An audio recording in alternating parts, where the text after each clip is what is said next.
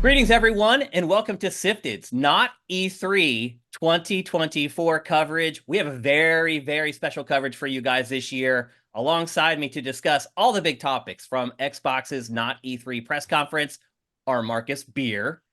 Hello. What's up, Marcus? How's it going? This is awesome. And we've all got glasses. Boy, Yeah. we old. That's the funny thing, is the last time we were all together, probably only Pachter had glasses. And now all three of us have them. And speaking of which, also alongside us to discuss everything not E3 2024 is Pachter Factor star Michael Pachter. What's up? Beauty Queen wave. I've worn glasses since I was 5, so Yeah. I've never not worn them. Yep, you've had them Wow. ever since we've known you, and since everybody watching this has known you. My Yeah. parents noticed I was sitting about 3 inches from the television and took me to get my eyes examined at 5. So there you go. Well, we are about to break down all the big stories, all the big games from the Xbox Not E3 2024 press conference. It was wow. I guess if I had to put it in one word, wow. It was a lot more and a lot better than I expected. We're going to discuss all the big topics from the show. And once we get through kind of all the big topics, we'll deliver our letter grades. I think maybe we should kick things off first with hardware.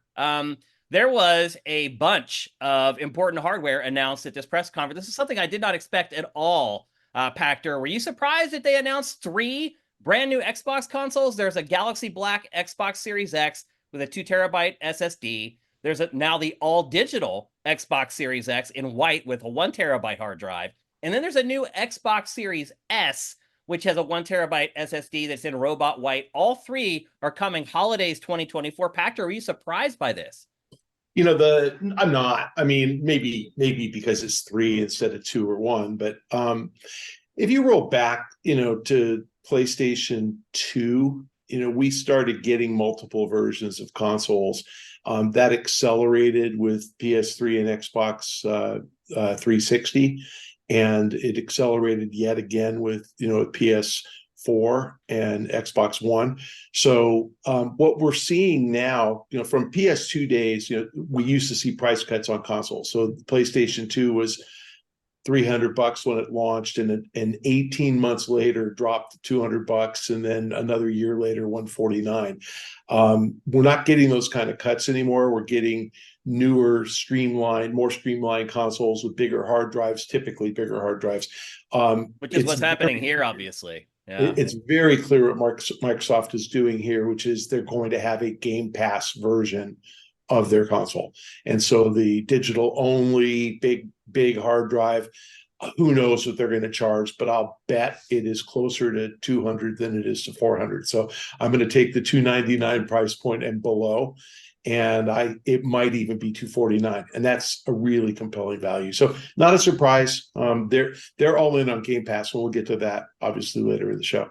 This stuff did leak, by the way. Both the all digital Xbox Series X and the new Series S leaked before the show. But it had happened months ago. And I think a lot of people had just forgotten about those leaks because it had been so long. I think that kind of caught people off guard. Marcus, do you ever find yourself buying upgraded versions of consoles, or do you tend to stick with the launch unit? It depends. If it's PlayStation, my launch unit generally tends to last. If it's Xbox, I end up having to replace it 2 or 3 times. That's funny. Why do you think that is? I have no idea. My 360 I replaced 3 times. Red Ring, obviously, part of that. Yeah, and then the X-Bone, as it was, didn't survive a cat vomiting down into the fan. But look, I'm going to say that this, and I'd be interested to hear what Michael says. The Games Pass only machine, that's their play to put their lagging Sony's against Sony's hardware. This is their big swing. I mean, they backed it up today, and we'll obviously go and talk about Games Pass. But this is like Netflix making a Netflix only TV. Mm-hmm. And then obviously we know that you can play all these things on TVs, cloud, iPad, whatever. But to have this box with a big ass hard drive, and if it comes in at $299, $249, that's gonna. I mean, a lot of people will now be able to afford Xbox as their second console. and they will be able to afford the 14, 15, 16.99 for Games Pass and have all that stuff. And it's just going to continue to whittle away at what Sony has. And given what Sony have shown us so far this year, I'd be a bit concerned if I was them. Yeah. What's interesting is that the Series S has been the better selling console for Microsoft, to your point of having that lower price point console there for people to just play games on Game Pass that look pretty good. I mean, most of the games run around 2K, and then the indie games run in 4K. And I think for a lot of people, that's good enough. So to your point, people are buying the Series S more than the Series X. So it does seem like that's kind of the sweet spot as far as the Xbox hardware portfolio is concerned right now. So not surprised, I think, from all three of us, but I think it's a good step as well to provide more options for hardware when your entire business model is kind of built around Game Pass, right? Yeah, I just wish they'd stop dropping them in white. Yeah. White consoles are freaking ugly. I always buy them in black. I got my PlayStation 5. One of the first things I did was buy black plates for my PlayStation 5. So my PlayStation 5 is all black. I'm looking at my PS5 now and it's different. My wife appreciated that more than I did. So when I got my PS5, I set it up so the entertainment center underneath the TV, there was enough room between the entertainment center and the TV to stand it up vertically. I stood it up vertically and she was like, oh no. She's like, that thing is laying sideways or it's going out of here. So, she is not a fan of the launch PS5. I'm not really either. I think they maybe went a little too arty. There's no happy middle between like Xbox Series X, which is just a box, and then PlayStation 5, where they try to get all arty with it. It seems like there should be a happy medium that they haven't found yet. So anyway, I think we're all a little surprised that there's new hardware, but it's all a good idea. Is that fair? That's fair. Okay, let's move on to the games, and there are so many. So I have about 14 or 15 games that I want to talk about, and I was very, very picky about the games that I was going to bring onto this show to talk with you guys about. Like, I cut some pretty good stuff out of there, and there's still 15. That just shows you the strength of this press conference. So the first one we should talk about, I think, is the biggest franchise in the industry. It's obviously leading up to this. It was a big story on what Microsoft was going to do with it going forward, and that is Call of Duty Black Ops 6. They showed the first campaign trailer for it, and then immediately afterwards, they did about a 30-minute direct just for Black Ops 6, which I was kind of listening to out of one ear while getting ready for our broadcast. So I didn't get all the details from it, but it does sound like it's going to be a very innovative campaign. And then obviously the big news here really is that it's going to be day and date on Game Pass. Pachter, now that you know a little bit more about how they're handling that, how are you feeling about that day one Game Pass Call of Duty thing? I think the question we don't have answered is if it's a required download, in which case you can play it day one and you can play multiplayer and everything's going to work flawlessly, or if it's both download and an option to stream it. If they do the latter, it'll be laggy on multiplayer, but it'll obviously work for single player campaign. They didn't say either. How does that play into the Ubisoft stuff, Pachter, where they have to license through Ubisoft in Europe? Ubi has the right to announce that, and they may well announce it. I actually expect nobody's going to say anything because I think they're still negotiating the details and how much Ubisoft's going to get paid. But I think the interesting reveal in the Call of Duty trailer, or not trailer, the program, the 30-minute program, was that all the multiplayer takes place after the single player campaign. So, the big reveal, which again, maybe that's happened before, but it was just interesting. Like, you've got to get through single player before multiplayer makes sense. And every place you go in multiplayer, you're revisiting the maps you unlocked in single player. That suggests to me that it's going to be a streaming option on Game Pass. Then they can get you to buy a console in order to play it later. So I think they're going to try to draw in a couple of million people who say, oh, hell, I'll join Game Pass. Look at all these 15 games Shane talked about. I want to be on Game Pass. And then they can sell them one of these stripped down consoles and sign them up to play multiplayer. So I was very excited about how they explained it. And why would they not make the campaign downloadable on Game Pass? What would be the point of not allowing that? No, I didn't mean not downloadable. I meant that you don't have to download it. Okay, gotcha. But the option's still there to download it if you want. Right. All games that are on Game Pass now are your choice, download or stream if Microsoft owns them.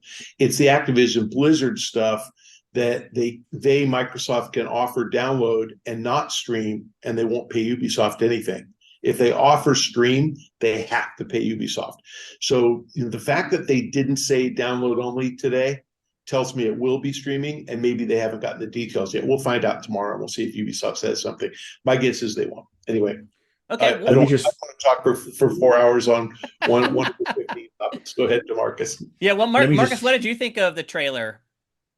Look, I'm not. I mean, the fact that Black Ops has got the number, this is the 6th iteration, just makes me feel older and older. Well, my favorite is Black Ops 2, so there you go. And they don't come out every year. There's 3 years between Black Ops. That's the crazy part. I know. I said, this Call of Duty's never been my cup of tea. It is for a lot of people. But can Marcus, I just say, every show I'm ever on, I am the only Call of Duty player. Literally, no matter what show I go on, power to who's you. there, I am the only Call of Duty player. I mean, does that make you a filthy casual? I don't know. That's one thing I am definitely not. I know. So this is what I'm seeing for this holiday season.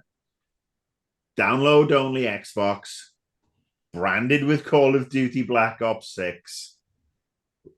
There's going to be some sort of special map incentive to buy the pack or whatever. And that you combine those two things, and that's going to pull people from PlayStation. Well, I thought one of the things that they said was that they're changing it and there's going to be no exclusive releases for stuff going forward. I thought that was one of the bullet points, was that they were going to make sure everything is day and date on every single platform that Black Ops 6 launches for. Did I mishear that? I thought it's in my notes here anyway. Because remember they were giving DLC to PlayStation early for a while. Remember? Yeah, I don't trust them as far as I can throw them. Who? They have got Microsoft. Oh. I do not trust Microsoft as far as I can throw them. They have been very, very sneaky. They have been very, very duplicitous in a lot of stuff they've done. They've been pretty shitty, to be honest with you, for the last 12 months or so. Now they've got Call of Duty. They will have something up their sleeve that's unique to Xbox that will entice people to buy this digital-only unit. Mm-hmm. And that's their way in. That's their earworm. And I mean, look, if people are going to be excited for Black Ops 6, Warzone's going to be in it, apparently, which is supposed to be something that's very exciting. Zombies, again, I mean... Treyarch are the kings of zombies. They're the ones who originally created the zombies mode. I'll be interested to download and play campaign. You won't catch me on multiplayer because I have enjoyed some Call of Duty campaigns in the past. So it'll be nice to see this. And, bonus points for Prodigy. I would love to see Pachter playing Call of Duty multiplayer. I saw that is a Let's Play stream I would watch. I probably played the first 5 or 6 of them single player. Yeah. And then I guess what was not Black Ops, the one that Vince did, Modern Warfare. The first Modern Warfare, I tried playing that multiplayer, and my kill ratio is like 0.2. Yeah. I don't bother with that stuff anymore. Don't bother. So I ended up trying to be a sniper so I could at least have a chance of killing some people. Yeah, you just hang back and hope you could snipe a couple people before the match ended, basically. Exactly. Yeah. All right. Well, it looks like it is a little odd, I think, that we don't have complete clarity on Call of Duty yet, and I understand they still have. I mean, its release date is what, October 25th, I think they said. They still have months here to promote the game. They probably want to keep some information close to the vest so they have something to talk about. I feel like the stuff that you're talking about, Pachter, though, they probably should have announced today. But to your point, well, they may they're negotiating it still. I don't think they have it locked down. Yeah. And to be fair, I do think that any Xbox owner who otherwise would buy Call of Duty has to seriously look at Game Pass as an option. Mm-hmm. And Marcus said whatever, $15, $16. You're already paying $5 for Xbox Live Gold, which they don't call that anymore. But yeah, I've lost track of what they call anything. You're already paying $5 or $60 a year, so it's really only an incremental 120, and you get Call of Duty plus the other 14 topics you want to talk about today. So it's pretty compelling, and I got to say, looking at all the like. I'm writing a note tomorrow. The title is Play It Day One. Mm-hmm. That's what this whole show was about. Oh yeah. So the idea that, they gave you enough variety of content. Everybody has two games. Every Call of Duty player has one other game that they really would like to play. So I think they're going to get 3 or 4 million incremental signups just from this one title. And that's 3 or 4 million copies they're not going to sell. Back to Marcus's point, will there be PlayStation owners who say, shoot, I'm going to get an Xbox and play Call of Duty and join Game Pass because there's 3 or 4 games I want to play there? Yeah, I think so. So I think that they're actually going to see a pretty nice spike in subscription. We'll see, how it plays out in the fall. Still 49 million people playing PlayStation 4 that have not upgraded to a next-gen console. So to both your points, there's an opportunity there. We'll see. Let's move on and start talking about some of the other games. There are so many big games in this. It's hard to even rank them in order of importance, honestly. Bear with me here. We're going to start first with Doom, The Dark Ages. The brand new Doom is coming in 2025. People had, again, this also leaked out that this kind of goes back to the beginning of what? Like, what is the beginning of time for Doom? I think it's like the beginning of like the Big Bang or something. I don't know. Like Doom takes place in hell, and I don't know what a prequel looks like for Doom. But the one thing I did notice in the trailer is there's a brand new mechanic where you have this kind of crazy saw shield. It's this gun that works as a saw, then you can pop the blade off of it and then use it as a shield. And then you're kind of like Captain America a little bit. You can throw the shield, it will go past enemies, and then they can kind of like group in, and when it comes back, it saws them in half. Looked incredible. But maybe the bigger thing about the new Doom is it appears to be open world. There you can get on mounts, these crazy like dragons that you can fly around on now. I mean, this looks like a complete flip of the script for Doom. Marcus, what was your take on the new Doom? Doom of Thrones, as I like to call it. Yeah, the Dark Ages is what it's called. Doom, the Dark Ages. Yeah, I'm just going to call it Doom of Thrones. Okay. The buzzsaw shield looked really cool. I like the skull grinding weapon, where it literally was grinding the skulls and then shooting out bits of shrapnel. That was beautiful. It's going to be interesting. They do have to expand Doom. Did you like Doom Eternal, Marcus, with how it had that mechanic where you had to like constantly kill enemies in specific ways to either get your ammo or your health back? Did you like that whole like rebounding mechanic? I didn't play Doom Eternal. I've actually been playing a lot of Mighty Doom on the iPad recently. And I'm so sorry to see that go, by the way. Bad form, Microsoft. But I will say that this one looks good. This one looks interesting. If it is a lot more wide open space, open world, I think that's going to be cool. But how do you manage it without? There's nothing worse wandering around a map with things respawning over and over while you're trying to figure out where the hell to go. The dragons, let's see how they handle it. Are they more for cinematic, where they just fly you from map to map?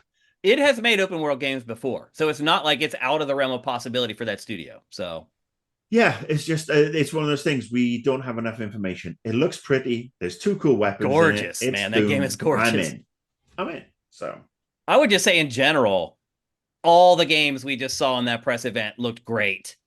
A lot of people, if you watch Digital Foundry will tell you the PlayStation 5 is generally a little more powerful than Xbox Series X. I mean, it's so negligible. But I think we're finally starting to see games on Xbox Series X that look as good as they should.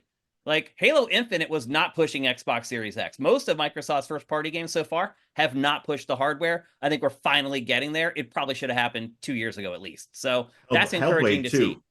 Hellblade 2 dropped. Hellblade 2 dropped a couple of weeks ago. Look how beautiful that game is. It is beautiful. Yeah, that is the most beautiful tech engine waiting for a game that I've seen in a long time. That's a good way to describe it. Pachter, it looks like the new Doom has more like heavier story elements. Do you think that's a good idea for Doom? I last played Doom 3. What was that? 2004. Yeah, I think so. Yeah.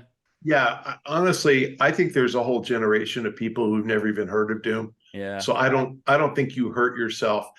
I think that the 3 to 5 million hardcore fanboys who are going to buy it no matter what aren't going to be upset if there's a story element. And I think the 20 million people who've never heard of it are going to look at it, and it's going to be on Game Pass.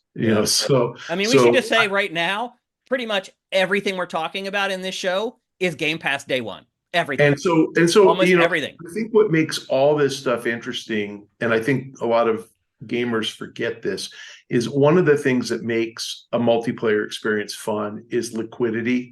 that you want the 0.2 kill ratio guy in the game, so you have somebody kick the crap out of your 0.4. Yep. And but I'm not kidding, No, you're right. Yeah. And so I think you're going to get all these games on Game Pass, and you're going to get 20 million people trying all of them. And if I'm a Game Pass subscriber and it's free, I'm going to play it. Yeah. And so, what'll end up happening, it's just like free to play mobile. You get these giant audiences. Nobody knows who the whale is going to be. They don't care. They just want to get a lot of people playing. So I think that you're right about the graphics. I personally think there should be story in every game because I like RPG story games. Mm-hmm. I think every game that can do it should be open world because it's fun to say, hey, what's that mountain over there? I'm going to go check it out. It's fun. Mm-hmm. And so why not? And if you're a good enough studio, and it absolutely is, go for it. So, okay. I mean, again, when we get to Fable, we'll have a difference of opinion because Marcus was drooling and I was laughing. So, oh, wow. Well, I think we're all going to have a difference of opinion on that one, and we're about to get to it. But first, we're going to move on to the next Gears of War. Everyone thought it was going to be called Gears 6, and it was going to continue the saga of those younger sort of Gears that people weren't really resonating with. And instead, Microsoft yanked the carpet out from underneath everybody, and Gears of War E-Day is a prequel to the franchise where you follow Marcus Phoenix during Emergence Day, which is something that like you only saw in cinematics in the first Gears of War. It had already happened and you were already into the fight. This shows you what happens before the first Gears of War. Is this a good idea, Pachter, to kind of ditch? I think it's brilliant. Oh my God. I think it's brilliant. Yeah, I think what made Gears 1, 2, 3 so powerful is that it really was an interesting story and you actually cared. And it's okay. You've got to kill people off, but it's sort of like Star Wars, when you bring the prequel back, the Rogue One that sets up the story, it's actually really interesting. And if you're into the universe, you actually care. Mm-hmm. So I wasn't really kidding. I told my wife Marcus was on, and she said, "Marcus Phoenix?" No, she didn't. I told her Marcus Phoenix. But yeah, it's like as soon as I saw his face, I knew what it was. They didn't have to say. Well, they had the big reveal of his face there, and the trailer was very clever. The way they did it. I think it's quite compelling, and much like a Zelda story or much like a Mario story, you get the old school 50-year-old guy who comes back to play it, and you're going to get the new people who are going to find it really an interesting, compelling story. So I think they'll do a great job with it. Marcus, do we need more Gears? Did you play the last couple Gears where they had the new cast? And I mean, I enjoyed the games, but I feel like I've kind of lost my affinity for Gears of War a little bit over the last like 5 or 6 years. How do you feel about the franchise in general? Gears 2 is my favorite of the I think most people would agree with that. Yeah. But the thing I will call out, I will say, and give them kudos on this, on the trailer, I thought it was perfect as a reveal trailer. Mm-hmm. And the strains, I don't know if you picked up the musical strains of Mad World that they used in that very first set of commercials for the original. It has that similar tone to that Mad World trailer. Yeah. Yeah. But the fact that you could actually hear the strains of that song coming through, I thought that was a marvelous touch. So kudos to whoever did the trailer. I was watching you on Game Face with Matt this week, and you were talking about what would be their reveal. Is it Halo coming to PlayStation 5? Yeah. And if I'd have been in on that conversation, this is what I would have said would have been the reveal. There would have been a new Gears. Taking it back to E-Day is incredibly smart because you're going to have people who are going to play this, and they'll probably enjoy it because, let's face it, it is a classic franchise. And then they've got this entire collection to go and play with. And I think it'll be interesting to see if with the E-Day game, if it's going to lead to Gears 1 and 2 in particular being remastered, being upgraded, the gameplay mechanics being finessed to fit into E-Day. So all of a sudden you've got a new trilogy. Maybe you put Gears 3 in there as well, so you've got a quadrilogy. I think it's smart. That is my second favorite reveal of the Xbox press conference. Good way to end it too.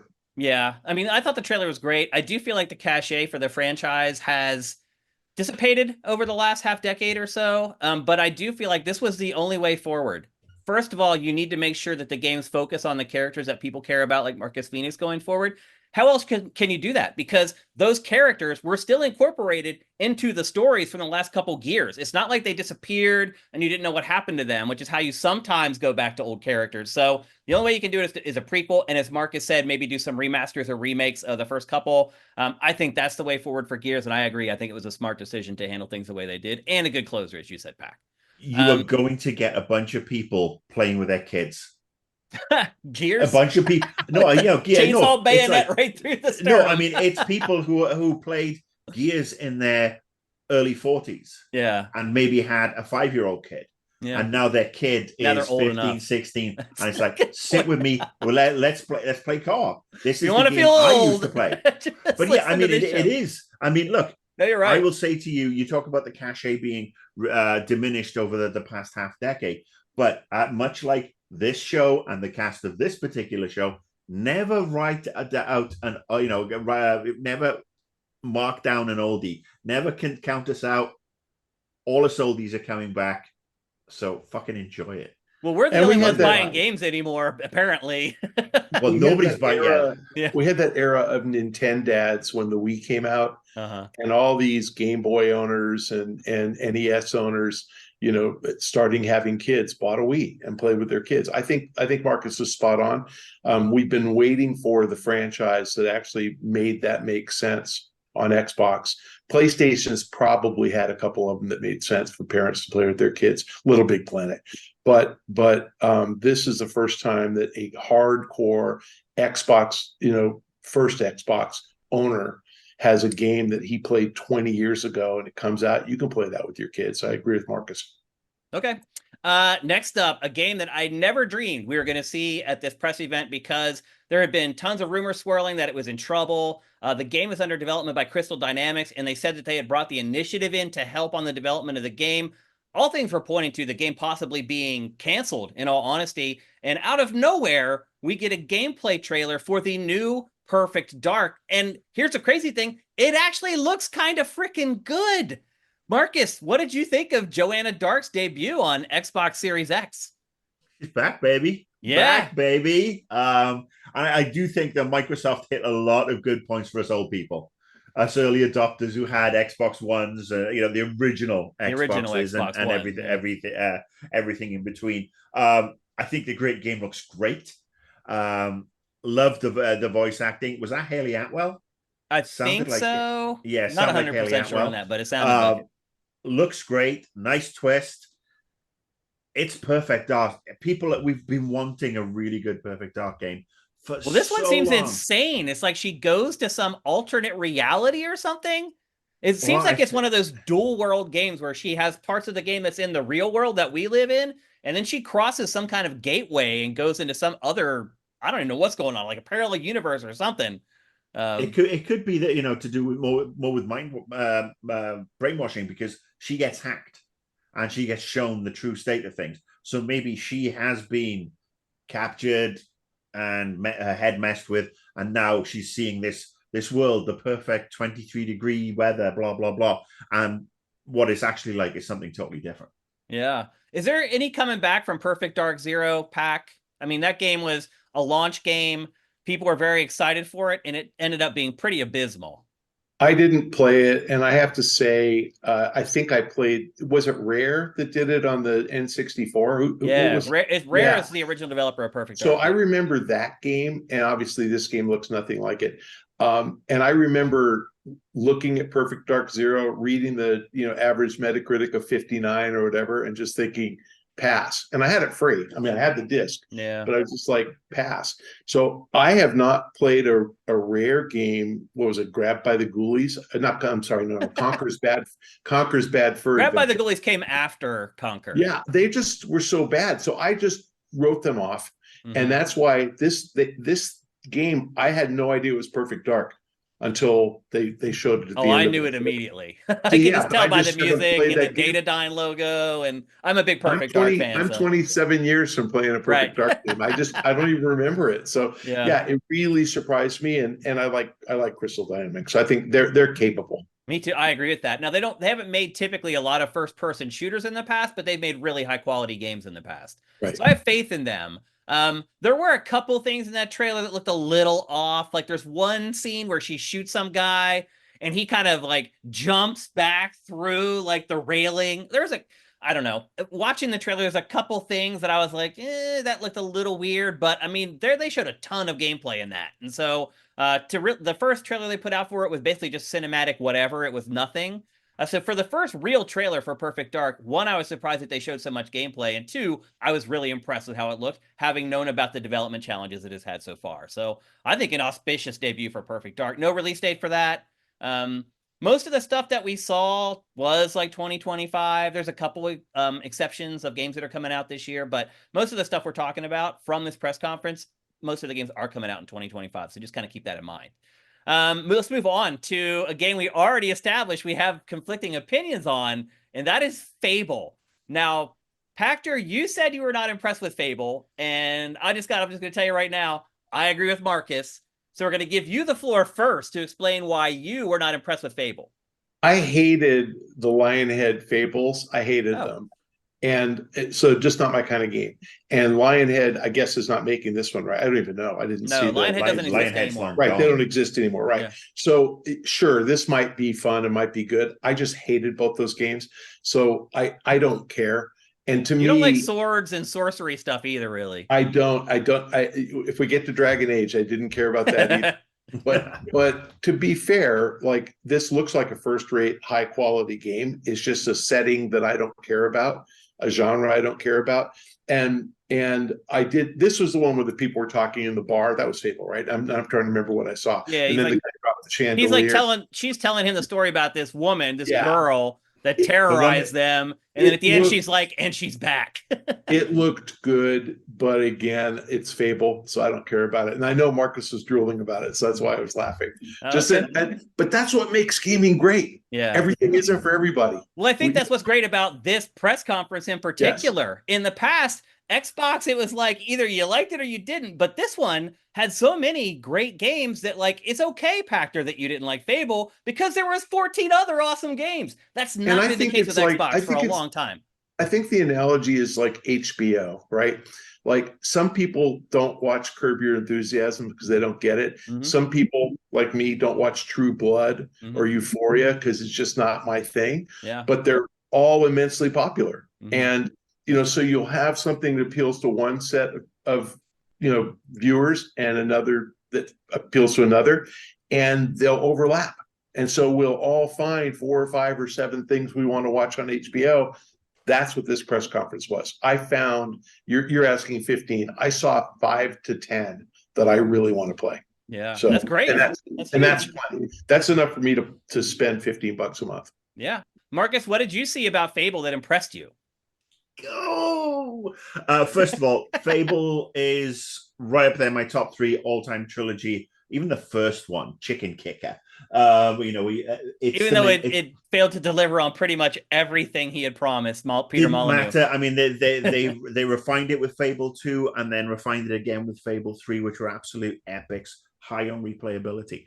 Now, obviously, I am a little bit biased because it's that quintessential British sense of humor. It has it, the Albion. I mean, when I tweeted out Fable, needs more Stephen Fry. It does. Stephen Fry was synonymous, especially with the last 2 Fable games. Yeah. But graphically, it looks like the old Fable games, but again, finessed, upgraded, 4K. Fantastic. How about that shot where they show Albion, the open world, for the first time? My eyes were like, boing! I was like, holy shit, man. So looking forward to seeing this. And again, I want to see how this fits, if it's a brand new story, if it follows on from Fable 3. I would love to see that. I hope that they've got the care and respect for the franchise where they take a number of the mechanics from 2 and 3 and make sure those are implemented in, because you get to certain points, especially Fable 3, where the world changes. Yeah. You make a decision and the world changes. And I want to see that. I want to see that version of Albion. Don't come at me and tell me it's going to be a multiplayer game like Skull and Bones, probably I don't think so. Sea of Dogs or whatever the hell it's called. Keep it quintessentially British, have the quality voice acting. We've had Stephen Fry, Zoe Wanamaker in the past. Let's keep them coming. Give us the decisions. Give us that trademark bit of humor, the little bit of saucy Benny Hill style, hey, oh, Yeah. look at you, aren't you gorgeous, love, and he smacks someone. Yeah, give me all of that. I don't want to wait till 2025 to play it, but if they are going to make it 2025, make it like January the 1st. Now, one of I my need this predictions game. for this event was that they would show more Fable, and that it would Yes, either yeah. come out before the end of the year or in the first quarter of 2025. So I'm still holding out hope that a little bit of my predictions are right. Marcus, what I would say is I agree with everything that you said, but I think what really struck me is they showed all the different types of gameplay that's going to be involved. And don't forget, the last trailer for this showed this crazy big, like small person, gigantic world element of the game where there's this giant that you're interacting with. Don't forget about that. There's like a Jack and the Beanstalk element to this game as well. So, I wouldn't be surprised if that's gone. you think they took it out? You think? I don't know. I mean, this felt like more traditional Fable to me, not somebody who's like, oh, we're going to make our name, we're going to totally take the game and throw the old stuff out and do all this stuff. What I took from it is being able to combine spells and weaponry, being able to hit somebody with a levitation spell and then hit them with a bow and arrow. I got the walking around the towns, interacting with people. I want to be able to buy houses. I want to start commerce. I want to start getting that money in. I want to play like an absolute bastard because much like Dungeon Keeper, which is another, Bullfrog, Pete Molyneux, Genius-y type game. I love being able to do these things in games and do it in a way that just feels fun and silly. I'm very sort of like, if you watch Blackadder, that series, have that mentality about it. So I think this is going to, I feel so much better. They said it was in-game footage. It was for sure. Yeah, I'm looking forward to learning more, but I'm also looking forward to not learning a bloody thing until it launches and then just installing it and losing 3 months of my life. I'll just say right now, and look, I haven't played the game, but looking at the in-engine footage in that trailer, I think it might be the best looking video game ever made. I'm not exaggerating. And to your point earlier, Pac, about Hellblade 2, and Marcus was talking about Hellblade 2, to me, that's like the best looking video game in the world right now. And so as I was saying earlier, you're starting to see Xbox Series X here starting to flex its muscles a little bit, showing off some stuff that really writes to the metal on that hardware. And I think we're starting to see results. So I am very excited for Fable. It's shot right up my most anticipated list as one of the top maybe 5 games of all games right now that I'm excited to play. So I think overall a very good showing for the next Fable. Again, coming in 2025, no specific date. A lot of games in this are also the same. Next up, Indiana Jones and the Great Circle. We have been fortunate enough to see a good bit of this game already. The last gameplay trailer that they released for it was like 5 or 7 minutes long. We get to see a big chunk of the game. They've talked about the game a lot. This time, they literally just showed us a chunk of gameplay. They are like, this is how it's going to play. This is how the sequence of events are going to happen. This is how you go from one mission to the next. Pac, what kind of stood out for you for the Indiana Jones game from Bethesda? I think probably the most important thing is that you're getting licenses from Disney that are showing a great deal of trust in the studio and the platform. Disney, as you all know, they've got some pretty competent game people there to kind of oversee the IP and make sure that it doesn't get screwed up. And they're really picky on console about who they entrust. So it really did look good. And I think that's what's really important. So again, the brand itself is not as powerful as Star Wars. It's not as powerful as most Marvel brands. It is among geezers. We've had one Indiana Jones movie in the last 30 years. Well, there's been 2, Harrison I think. Ford, whatever we think of Harrison Ford, he's the voice actor and the image, but it's him when he's 35, not when he's 80. Which is pretty amazing how they've done that, I think. Really, really well done. Yeah. And the gameplay, like, to me, it's a male version of Lara Croft. So it looks great. It's going to play well. People are going to really like the game. But I think the more important thing is Disney trusts them. And if Disney trusts them, I wouldn't be surprised if there's Marvel games and Star Wars games behind this. And that's probably the biggest of all the takeaways. You start thinking about playing that stuff on Game Pass. That matters. Marcus, what did you think of this look at Indiana Jones and the Great Circle? I think if any developer was made to make an Indiana Jones game, it's Machine Games. Yeah. After what they did with the Wolfenstein reboots and brought, especially the second Wolfenstein game, which was just one of my favorite titles of all time. It's looked better than the last two films. It looked, there were no crystal skulls and there were no Dial of Destiny. That's a very low bar, Marcus. But I mean, that's actually, perhaps this is the way it should have gone. Maybe we shouldn't have had these movies. But it looks to have all the charm and swagger and action and comic beats of that original classic trilogy, where we had that in Raiders and we had that especially in Last Crusade. Hearing the voice of Denholm Elliott. I mean, I'm hoping we're going to, we're going to have obviously a younger Harrison Ford. I think it looks fantastic. I think it's going to be Xbox's answer to Uncharted. Even though Uncharted, it seems to be done now. It doesn't seem like PlayStation doesn't even care about Uncharted anymore, or Naughty Dog for that matter. Well, it just drops into what Pac was saying earlier.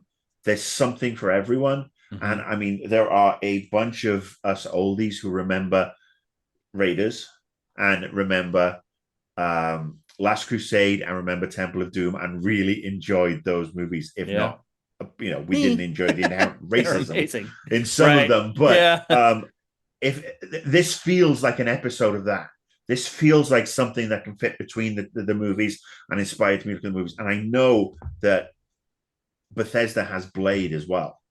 Yeah, from the Marvel universe. Right. So if Blade is half as good as this looks, then we're in for something really, really funky with that one as well. But this, one of my most anticipated for this calendar year. I will download it day one. I pay for my Game Pass. I don't buy games very often anymore. So Microsoft, a lot of people don't have to. That's kind of the problem. Microsoft is wrecking retail. Yeah. Can I point out every single thing we've talked about so far is retro? Yeah. Everything we talk about. Call of Duty is a 20-year-old brand. Gears is a 20-year-old brand. Indiana Jones is a 35, 40-year-old brand. And Blade is a 25-year-old brand. And it is amazing, but I think that's Microsoft's push. And so I really do think, Marcus, you're onto something. The Nintendo dads, let's get the Xbox dads, let's get those guys. And, if you look at the average Xbox player right now, they're still in their 20s. I'm surprised to hear that, actually. I think they're maybe 30, but I just think that they're going to age up. There's going to be parents in their 40s and 50s who play with kids in their, teens and 20s. And I think bringing back all this retro stuff, but modern twist. Fable is a 20-year-old brand. Mm-hmm. Every one of these brands we're talking about is a 20-year-old brand. It's smart, really, really smart. Yeah, and because you're bridging the generations. About brand new IP, which exists, but Southern Comfort, whatever it's called, but that which looked interesting. But that there's brand new IP too, and we're going to get there, I'm sure. Yeah. But this retro kick, it matters. It's going to sell Game Pass subscriptions and probably sell consoles. Yep. I agree. I think Indiana Jones looks really good. My big concern is that it's kind of a throwback game. You don't see a lot of games anymore that try to do everything. So it has adventuring, it has puzzle solving where you're solving the crypts. It has like air combat, it has combat with the whip. Most games, I mean, even Machine Games, who's working on the game, they just usually make first-person shooters. So I'm a little concerned that it may be a little bit out of its depths in some of the stuff, but my hopes obviously are pinned on the idea that they are now working under the purview of Microsoft, and Microsoft's not going to allow them to release something that's not up to scratch. So I'm excited for it, a little bit nervous about it. Also, we got a 2024 release date for that, but no specific date, which I thought was a little weird. You think there's a chance maybe that it still gets delayed? Sure. I think it's coming out this year, because if you look at after Call of Duty, which is Call of Duty is what, October? Mm-hmm. October 25th, yeah. I think if they're ready to ship it, it'll be September.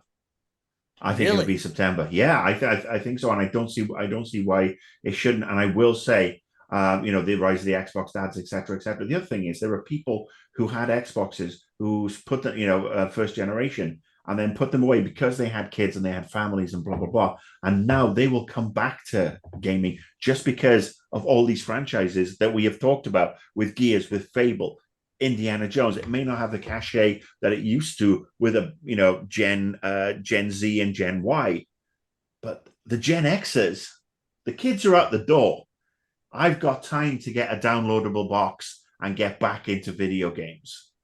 And I think this is great because the rise of the gray gamer is something that has not really been monetized by the console companies. You got your hardcore It's never Nintendo happened before. fans. We're the first generation of we gray are the gamers. First generation. Yeah, we are the first generation to come all the way through. Yeah, and we are. What I've noticed is for the last 5 or 6 years in particular, we've been put in a corner.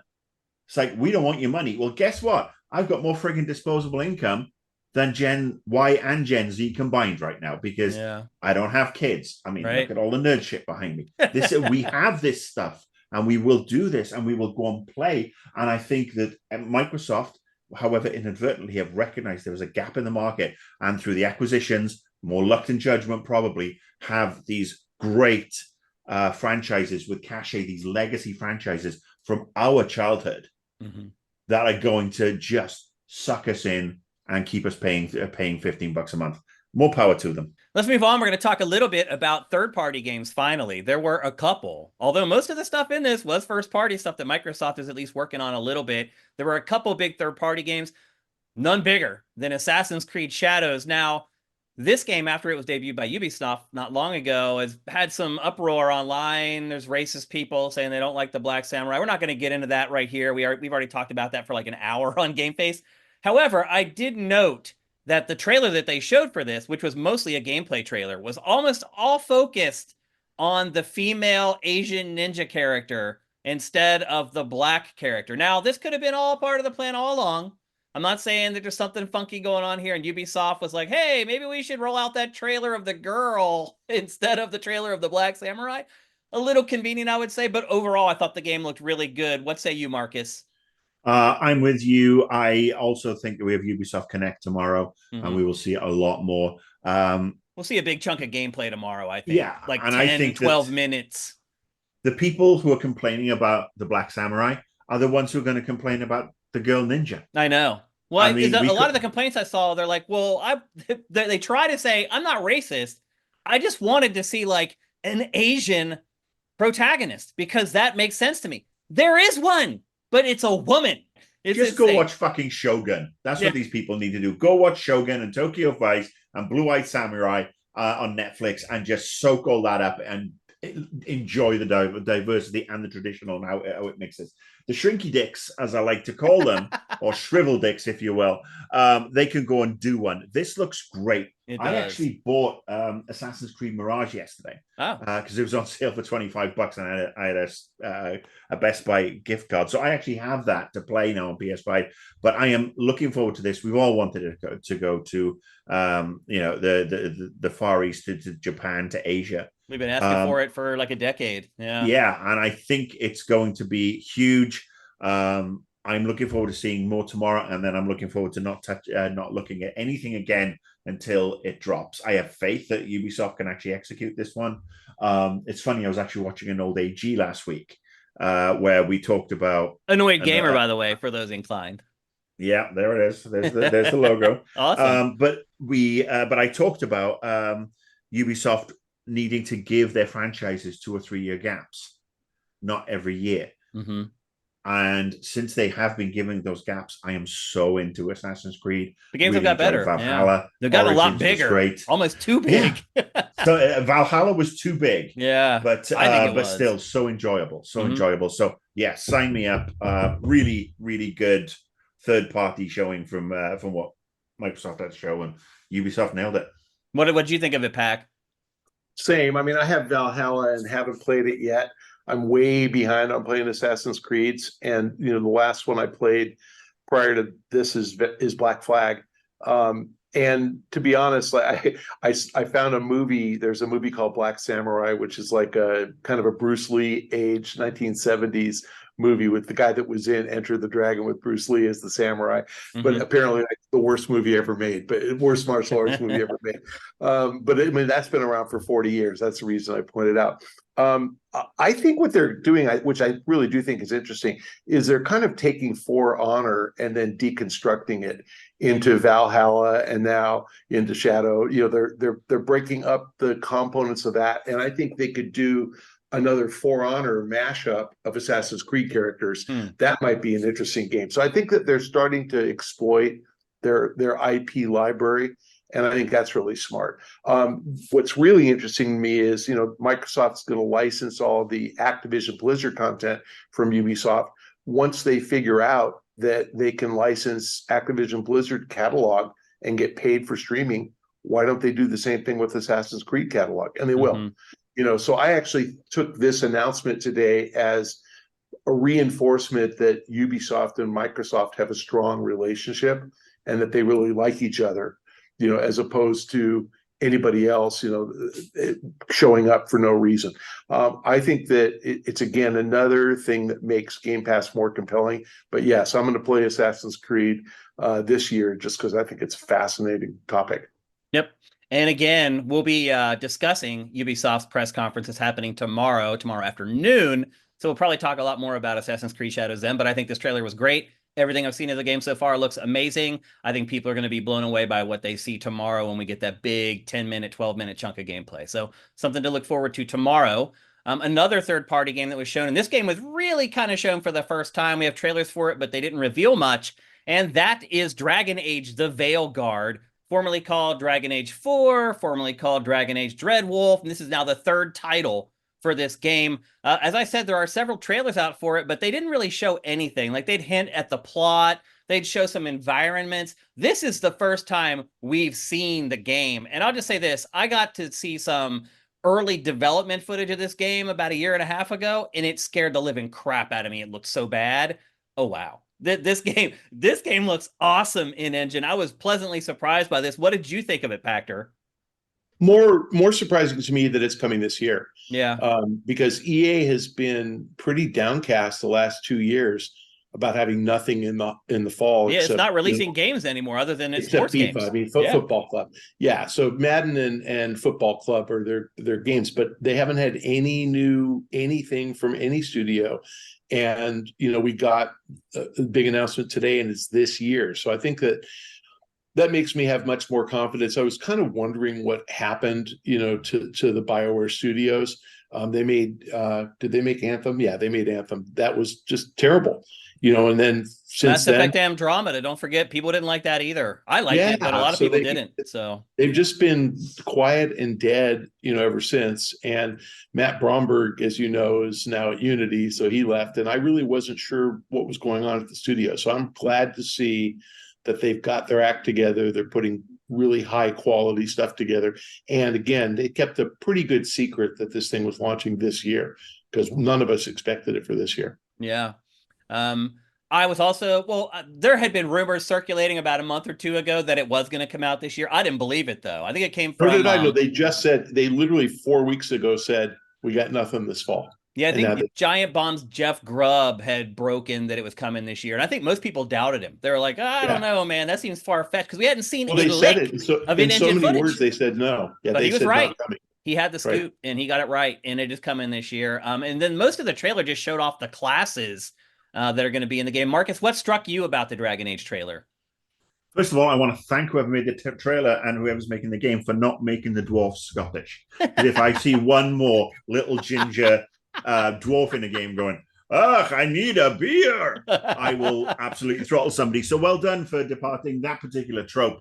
I got to say, Dragon Age Origins, again, one of my favorite games, something I've actually replayed again because of Games Pass. This one, I didn't like the name change. I think Veilguard, not exactly interesting. Did you like Dreadwolf or just Dragon Age 4? I kind of like Dreadwolf. Okay. But, you know, hey, it's a title. What are you going to do? Well, they said they wanted to focus on your allies instead of your enemies in the title. That was why they changed it. I don't know. Well, on the subject of allies, they obviously unveiled a whole lot of allies, various different ones, from necromancers all the way, all the way through to mage killers, which looks really interesting. I do hope that they let you increase the party size from 3. Yeah. I would like to have bigger parties in these games. Like how big you talking? 4 or like way more? I would say to have 4 people or maybe 5 in your party. That would be great because it really can give you a sense of epic journey. Oh, yeah. I mean, that's Lord of the Rings type shit. I mean, I get that feeling in every co-op game where you start a mission and everybody's running in the same direction. You see all your teammates running just ahead of you and you're like charging into battle together.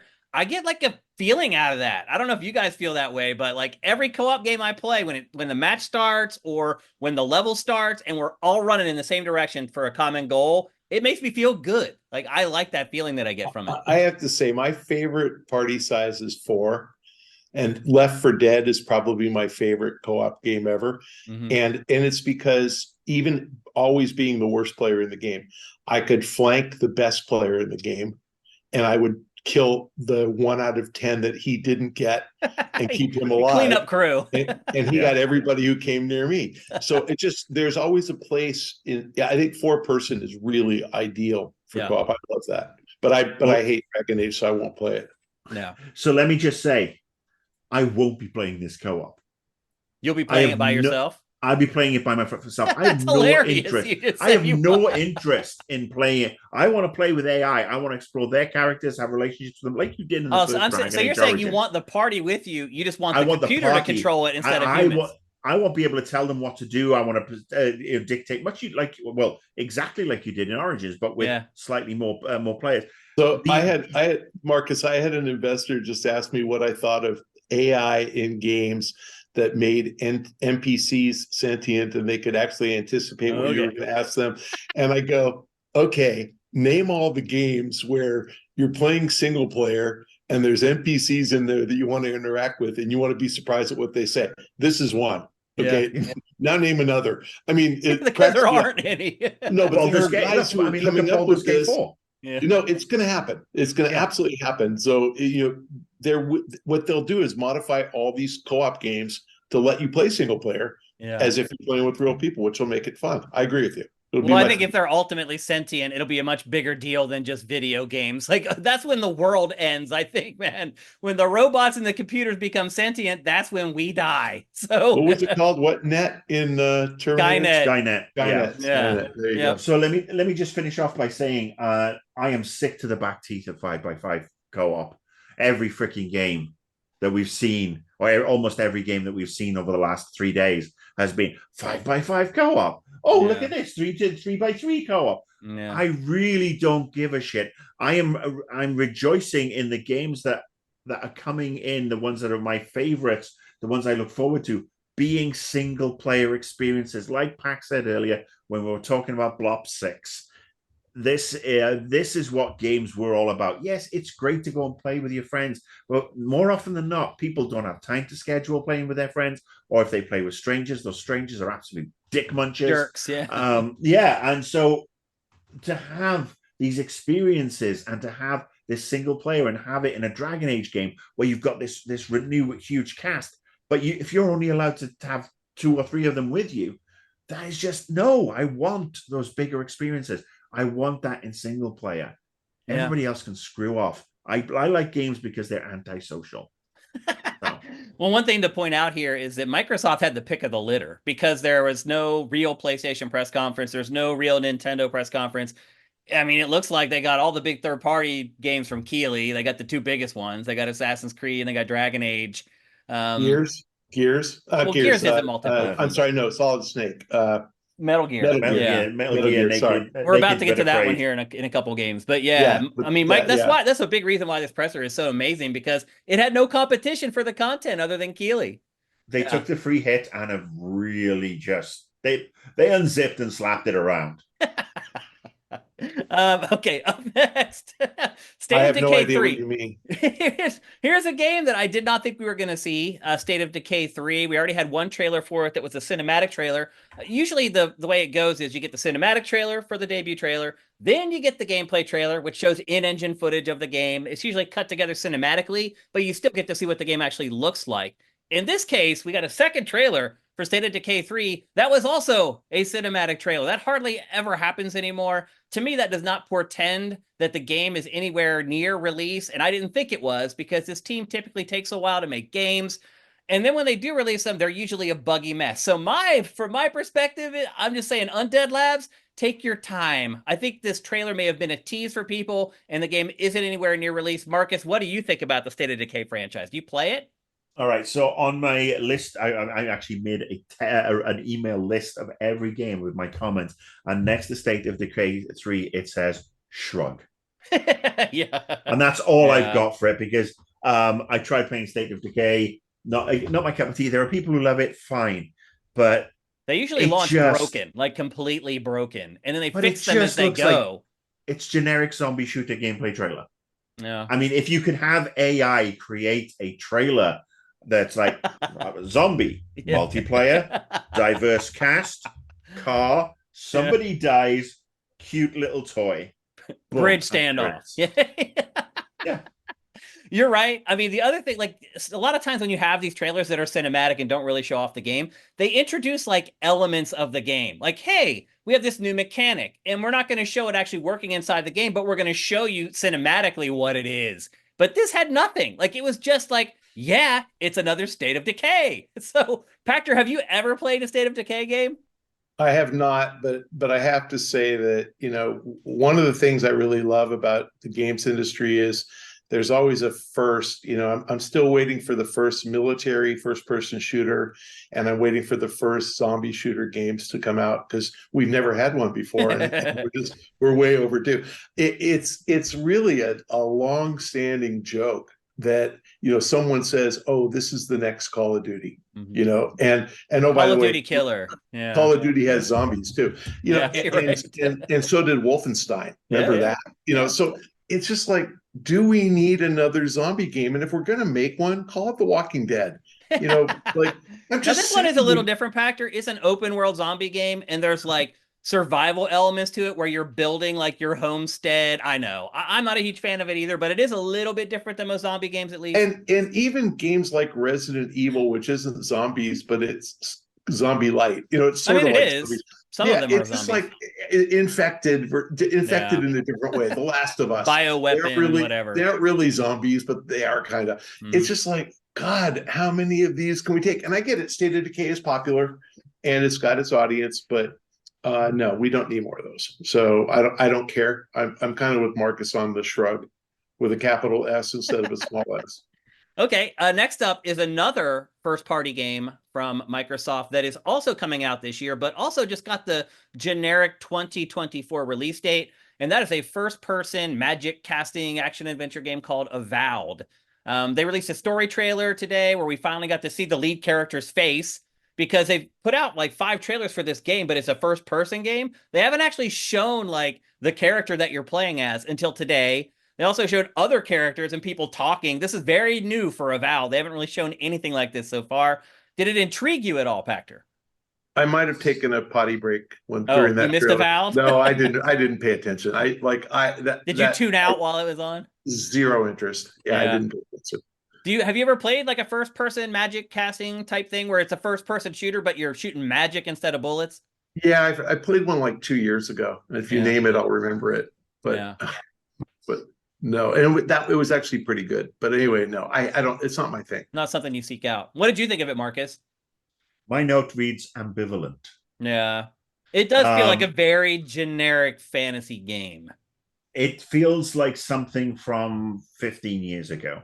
It's coming from Obsidian too, which, maybe that adds a little cachet to it. But look, I mean, I love Obsidian. They have made some of the greatest games that I have played. I mean, Fallout New Vegas, South Park, the Stick of was it the Fractured Stick of Truth? Well, Stick of Truth was the first Fractured Butthole.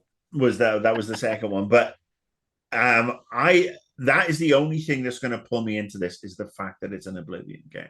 Yeah, and again, it is coming this year. Obsidian game, and it's on Games Pass, so I will download it.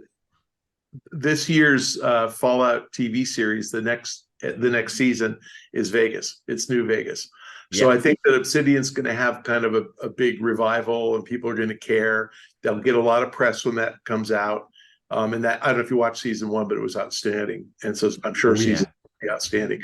Yeah. So incredible. Same. Like, I like them in general, and I would normally play their stuff, but like, I didn't play Outer Worlds more than about 2 hours. It was good, but Outer Worlds was fantastic. I mean, I finished it. It was short. It was a nice great to play a game like that wasn't Fallout. 50 hours long. Yeah.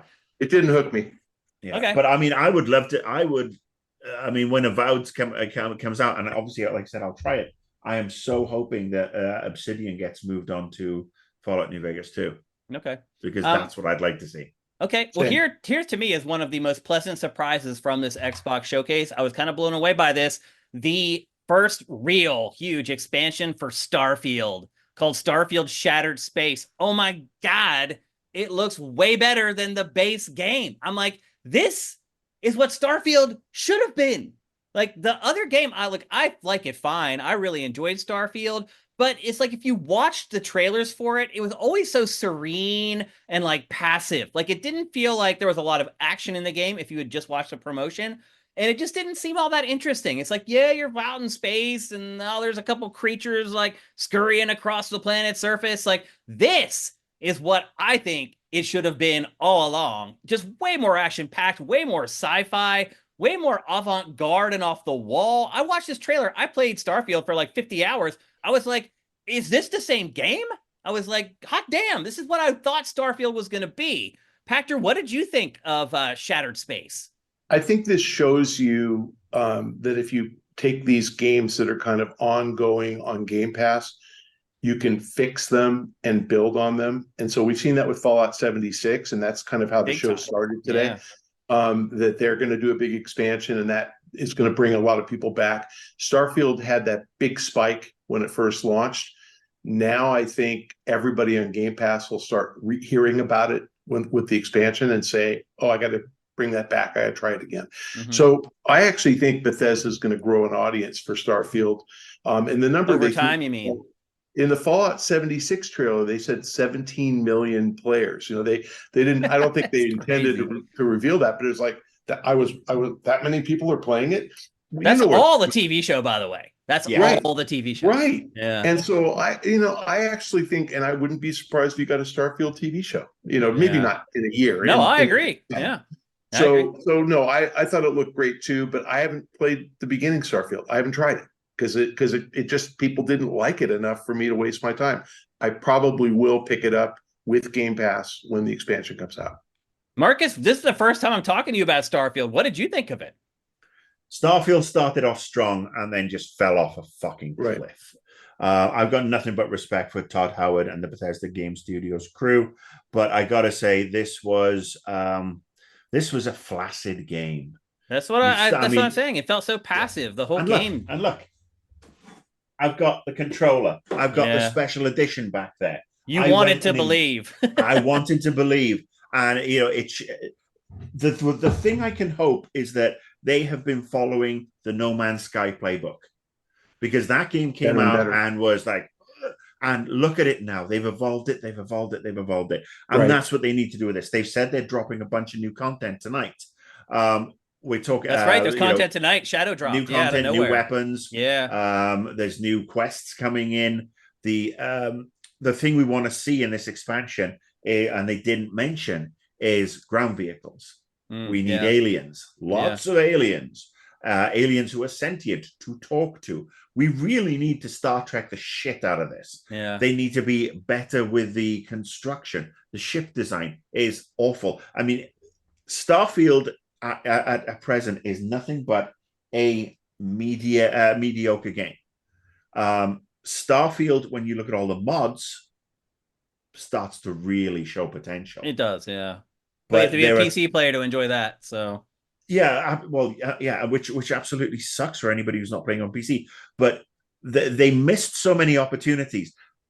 Todd can tell a good story. I just don't think... I think he peaked with Elder Scrolls Oblivion. Don't say that. There's so many more games he has to make still.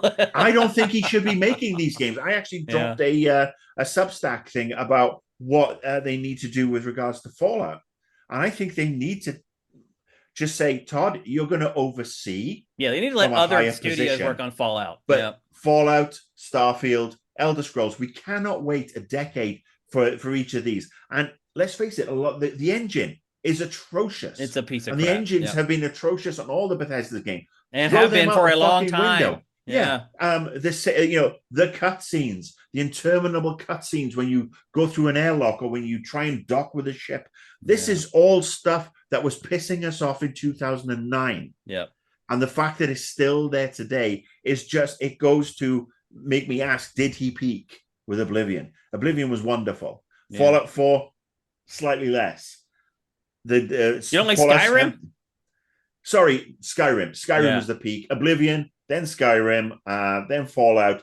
76. 76 sucks. They've actually stuck with it though and turned it into a decent game. I tried it again just after watching the Fallout TV series. 76 categorically is a bunch of bollocks. It's not a true Fallout game. For a start, don't place it in the boonies of Appalachia. Nobody gives a shit about that particular region. That was a very weird place to place it, in the middle of the woods that nobody ever goes to. Yeah, the Fallout London expansion looks more interesting than 76. But yes, there's so much in here that they need to finesse, and they need to get that messaging out right now. They need to say, all right, this is when this is coming. We're dropping the vehicles and stuff like that. Make that shit free. Get people back playing, because nobody's playing the game. It's dead. If you look at it, on Steam, it's dead. I know. And that is upsetting and obscene. It's a problem. Yep. So yeah, for a game that started off strong, had this huge premise, it just became a damp squib, but it's so salvageable. It is. It is something that can become an epic space opera. And that's where you can actually open this up to multiplayer. Just like they did with No Man's Sky. I wouldn't have them do that, man. Let's just let them focus on making the single player good, because that's a big job all on its own. But I'm not talking about like with Elder Scrolls Online or with Fallout 76. I am talking about populating the space stations. I am seeing more than just generic characters over and over in the space lanes. So you can trade with people. Well, my biggest complaint is that space just doesn't matter. They need to make space matter. And they need to make the New Game Plus way more attractive, because you get to the end. Sorry, spoilers. You complete it. You're like, no, don't spoil the end of the game. Don't spoil the end of the game here. Well, it's like, I've done this, and then New Game Plus comes on, and it's like, I've still got all this stuff that's cool, but now. Well, you don't have to worry about Game Plus. I mean, hopefully with this DLC that launches before the end of the year, people won't care about New Game Plus. There should be plenty of other stuff to play until that comes out as well. So there are a lot of us I've actually gone through 3 cycles of New Game Plus. Oh, wow. I really did play it. Wow, you played it a lot for a game you didn't enjoy very much. Well, yeah, I wanted to. And I was lucky. I got a code the week before launch. Yeah. And I just spent probably about 6 weeks playing the game. And then I haven't been back to it, which sucks. I want to go back to it. But then you compare that with Cyberpunk, and I have put in 500 hours into Cyberpunk. Wow.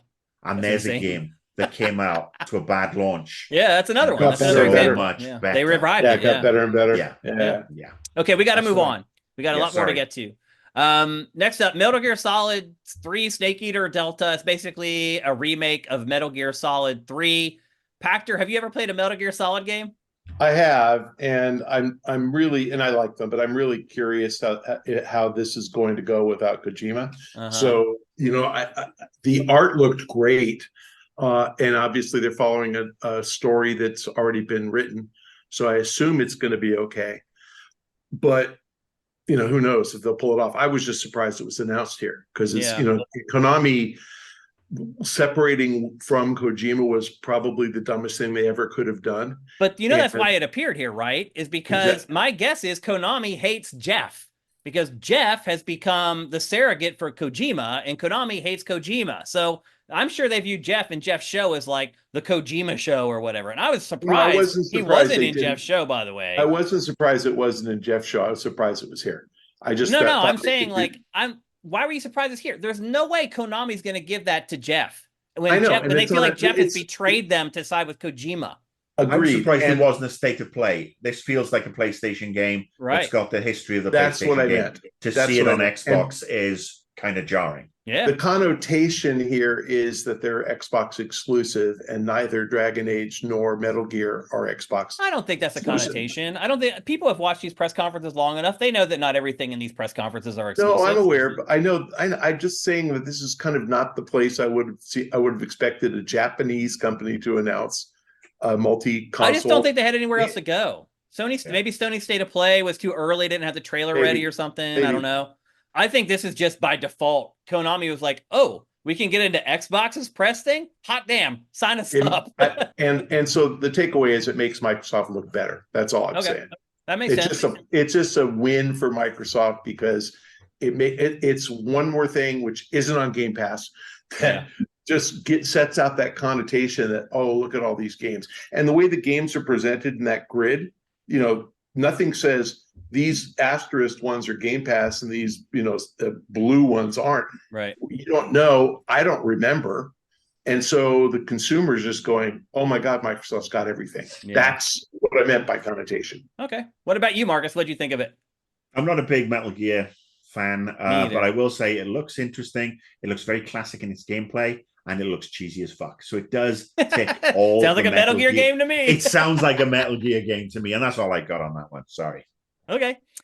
Next up, a game that was rumored to come out this year, but because of the circumstances of the development studio, I was not 100% confident, and that is Stalker 2, Shadow of Chernobyl, under development by a Ukrainian development team. I have been rooting this game on ever since we found out about it, and I don't even know if the team is still in Ukraine. I think it may have finally moved out to finish off the game, but it is coming out this year. It is coming on September 5th, 2024. They finished the game somehow while getting invaded by a freaking maniac. So I am rooting hard for this game. Like, I want it to do very well financially. I hope it ends up being a great game. But I'll say this, it is a very drab and dreary game. And also I saw some elements in that trailer where I was like, some of the footage hit pretty close to home. Like, if you've been following the war in Ukraine and watched some of the war footage, some of the shots in that trailer looked very similar to a lot of the war footage I've seen coming out of Ukraine. I think everybody wants to root for the game and wants the game to do well, but it may be tough to root for. What do you think, Marcus?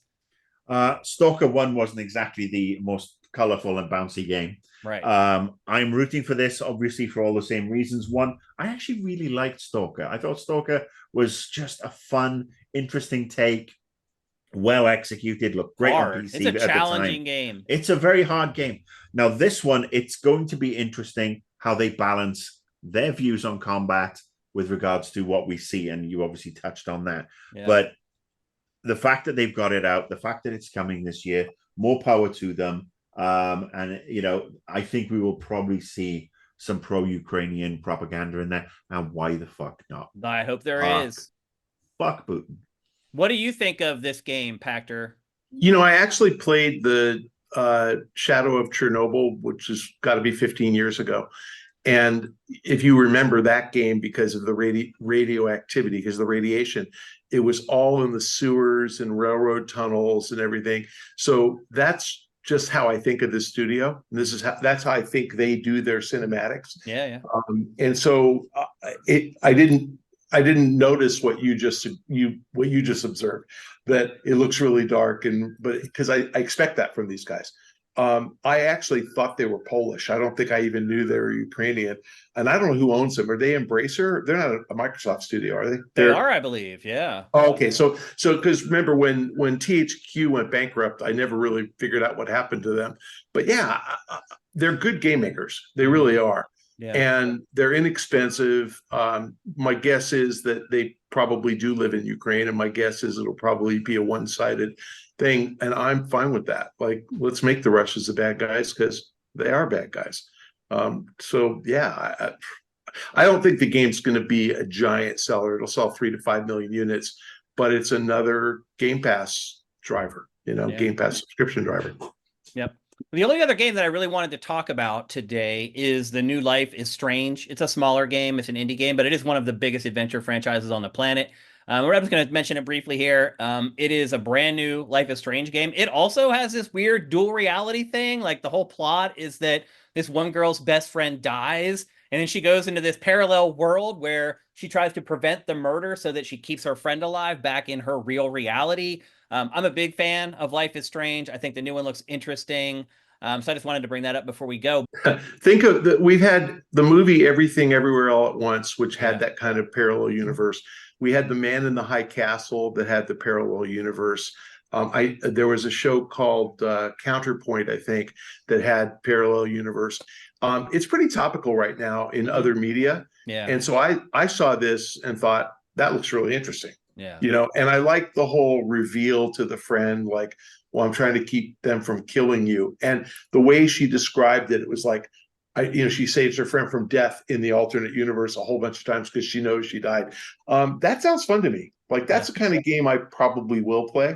Yeah. And I don't care if it's small or not. Like those creative, that was Annapurna too. What was that? Yes. Or was that Square Enix? No. Annapurna. Yeah, it's Annapurna. So no, wait, which game are you talking about? The Life is Strange? No, that's not Annapurna. Oh, okay, but anyway, it just looked really. But you're really... right; it looks like an Annapurna game. I understand why you think that. Yeah, like Edith Finch or whatever. Just, I really think it's going to be good, and I think again, just like in the movies, we need romantic comedies. In games, we need these kind of. It's sort of a puzzle. It's like how to solve the murder, backwards before it happens. And it's pretty smart. Life is Strange also explores alternative lifestyles. Like the characters a lot of times are gay or bi or whatever. Like Persona or something. Yeah. And so it stretches the boundaries culturally for games as well. Another reason why I'm a big fan. Marcus, and very quickly, do you have anything to say about the new Life is Strange? I haven't played the originals. I know there's an audience for it. And I think any games like that, like you said, increase diversity and put different messages across. More power to them. I hope it's successful. It doesn't move the needle for me, but I'm glad games like this are being made. Before you go, Pachter, we have to get your letter grade for this press conference. Oh my God. We're all going to provide our letter grades. And it's like it's like A minus, C, D, whatever. Off the scale. A plus. A plus. They got a 5 out of 4, or 11 out of 10. Oh my God. No, if you ask me if it hit everything I expected, 10.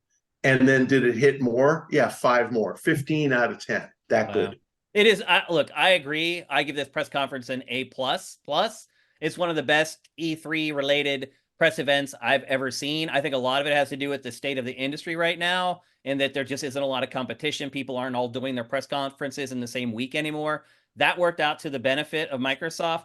This thing was so impressive, though, Pachter, that I'm starting to question if the Game Pass thing is a good idea, because I feel like Microsoft is now at a place where if it played by the old way, let's sell our exclusive games, it might win. So like, it is to the point now where we're seeing all these studios that it's bought, all those projects coming to fruition, and I'm like, okay, you're kicking PlayStation's ass now with the old model.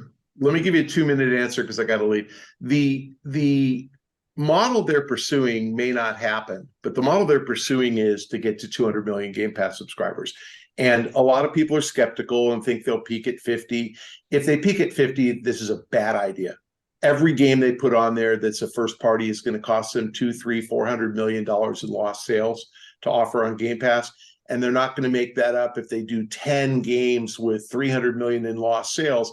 That's 3 billion a year. They need a lot. They need 20 million Game Pass subscribers to make that up. So no, they won't do it if they peak at 50 million. If they go to 200 million, it's brilliant. I think we're going to see this push for 2 or 3 or 4 more years. And then after 2 or 3 or 4 more years, if they're on the way to 100 and clearly going to make it, they're going to go to 200 to keep it up. So they're making an all-out push, and as I said, the name of my note is going to be playable on there. Play it day one on Game Pass. They are going to. That's their motto. That was the catchphrase of this. That's what this was all about. This whole press event, day one Game Pass. They're all in, and if it doesn't work, Phil Spencer's going to be on the breadlines, fired, and they're going to go back to the old model. If it works, he's going to be elevated a billionaire, and we're going to be happy. Okay, Marcus, Pachter obviously had to leave a little bit before we got finished with our discussion on our letter grades for the Xbox Showcase. What's your letter grade? I've got to go with you. I've got to go A+. I would have gone A++, but Microsoft have been very naughty. And I don't want to, I really don't want to like Microsoft right now, but they have some really good stuff. I mean, let's talk about Games Pass. Let's talk about Games Pass decimating retail sales. Let's talk about Games Pass decimating the retail sales of smaller companies who feel they then have to sign up with Microsoft for a case of diminishing returns because they get lost in the overall scrum of things. Do they go to Sony? Well, Sony doesn't seem to be knowing where it's ass from its elbow right now. Yeah. Nintendo, yet it's still dominating. Yeah, they still crazy. dominate, but they dominate with their first party. Everything else can to get pushed by this to the side. That's always been the Sony case. Well, Sony's first party has been Nintendo anemic case. this generation. It's putting out like 1 or 2 games a year. It's pathetic. It really is bad. But I mean, I have spoken to people on in smaller publishers, and they're like, our games are not selling because of Games Pass, and the pressure to put on Games Pass is ridiculous. And I think and you look at what Microsoft's acquired, and you look at Microsoft laid off tens of thousands of people from places they've acquired, and it's not good for the industry. I don't think it was tens of thousands, but well, no, if you a couple thousand, I think. No, I think if you look at all the layoffs from Microsoft over the last year, I think you're looking at about 10,000. So it may not be tens of thousands, but it definitely is right on the top echelon. And that is just the games industry is becoming top heavy. It really is. And Microsoft want the same dominance they have in PC with regards to Windows OS, but they are making it so top heavy that everything's going to collapse. Marcus, what I realized yesterday watching not just, Geoff's thing, but like all the other stuff that's been coming in and kind of knowing what this was going to be is that the indie game is becoming the video game. And the big budget AAA games, whatever the hell you want to call them, they're becoming like special treats that you get every once in a while. Like they used to be the video game. Now they're becoming the exception, and the smaller budget indie games are the bulk of games being released. I was at a party not long ago, and somebody that I know who really, really likes indie games, we were talking, I was like, about the layoffs, and I was saying, man, I'm like, the problem is there's just aren't games coming out anymore. I'm like, it takes too long to make them. The budgets are too big. I'm like, back when I started in this industry, we were getting like 200 releases a month. Now we get like 15, and he like freaked out on me. He's like, what do you mean there aren't any games? He's like, there's more games now than ever. I'm like, dude, there's games that you like. You like indie games. Most people don't, dude. Like, most people go on Game Pass and they're like, there ain't shit on here because it's just a big wall of indie games. And like, now it's changing. It's like the indie game is becoming the definition of a game now. And it's like, we got to count our lucky stars if we get like big budget games. Everything is just completely flipped upside down. Yeah, it's gone crazy. I mean, the indie games are the hope for the future. I mean, the people who are making those indie games, and I will say that the Among Us crew who made the announcement at the funding for indie games, the funding thing, more power to them. Yeah, well done. Sure. And I hope to see those people. I hope to see those people evolve and make their cool games beyond just the cool small little games. I didn't play Among Us. I'm not. I played it just to try it. I felt like I needed to. I'm like, this game is huge. I need to figure out why all my nieces and nephews are playing this goofy game. And I played it, and I was like, and I still don't know why everybody's playing this game. The last real sort of like indie game that really took me by surprise, and I'm still playing to this day, is Vampire Survivors. Yeah. Because that is a truly classic, fun game. Yeah.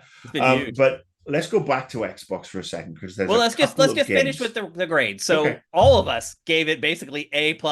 I don't know if I have ever seen that ever. I'm A+. There's always one they lost the second plus. I'm just saying. Yeah, look, there's always like one dissenting person. In this case, there is no dissenting person. I'm sorry. Where's Justin Spear?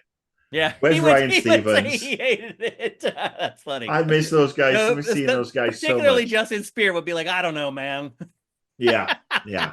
But anyway, to your point, let's pick up the scrap, so to speak. But I think what you're talking about, though, is what Michael hinted at before he had to leave, and that is that like the rest of the press conference was all these kind of cool indie games or smaller games. Some of them actually looked really awesome, like better than I expected. But the overarching theme is day one Game Pass, day one Game Pass, day one Game Pass. You see now all the deals that Microsoft has been cracking behind the scenes with these B tier, like higher budgeted indie games, it kind of has all the good ones coming day one on Game Pass. Yeah, it's turning into an amalgamation of Netflix and Disney Plus. Yeah. And this is going to be our future if we don't rebel against it somewhat, where everything is going to be a subscription base and don't own the fucking game. I miss physical copies or digital download copies or whatever. So I think that there was a couple of games in there. I mean, obviously, you're right. We are seeing the evolution of Microsoft's acquisition strategy over the last 10 years. Mm-hmm. This is it's finally all coming to fruition right now. Yeah. It really is. Do you is. remember pre-pandemic? It was like, what are they doing? Oh yeah, Pandemic, they'd spent all the money, but there was no games. And now we're after the pandemic. There still kind of aren't any games, but the next 18 months, I feel like the dam is about to break. Yeah, the floodgates are opening, and we have discussed 15 games, and 10 of those are going to be mega. Yeah, I would say 10 of them are going to be pretty mental. Big deals. Yeah. Yeah, I've got 3 other games I want to raise, if that's okay. Absolutely. First of all, one came out of nowhere for me. I wasn't aware of it. South of Midnight. Yeah. They had shown a trailer of that before, but it was it was all like art and cinematic, and it had this very distinctive art style to it, but it didn't show much about the game at all. And then today they show the game, and wow, that's one of the games I was talking about, where I was like, I knew about it before. I thought it might be okay. And then I saw it today and I was like, oh, okay. Like that's way more than I thought it was going to be. It's a must play for me. I think it looks fantastic. Yeah. It seems, what Microsoft have missed, what Xbox has missed, is their version of Infamous or Horizon Zero Dawn. Mm-hmm. And this is, I think they're trying to maybe position that way. And I think the art looks fantastic. Yeah, the really fact that it's based in the South and the accents. It reminds me a little bit. Do you remember the N64 game Shadow Man? Do you remember that? Oh my gosh, yeah. It gives me a very similar vibe. It's like this voodoo influence, like in the swamps of Louisiana setting type deal. It's got the bayou right there. I'm looking forward to this one. I really want to see where they take it. I hope there is more than obviously just a very large crocodile with a tree growing out of its back. Well, they showed a lot of gameplay variety in that demo. That's actually one of the few games that legitimately just showed a chunk of gameplay as well. Which is why I compare it to Horizon Zero Dawn in a lot of ways, because it just felt like that. And there, you've got more mystical stuff. So that's the first one. I think that looks fantastic. Absolutely. That's a great call. Yep. The second one is a little more off the beaten track, and it's Atomfall, which is basically, it looks like if Fallout was made in Britain.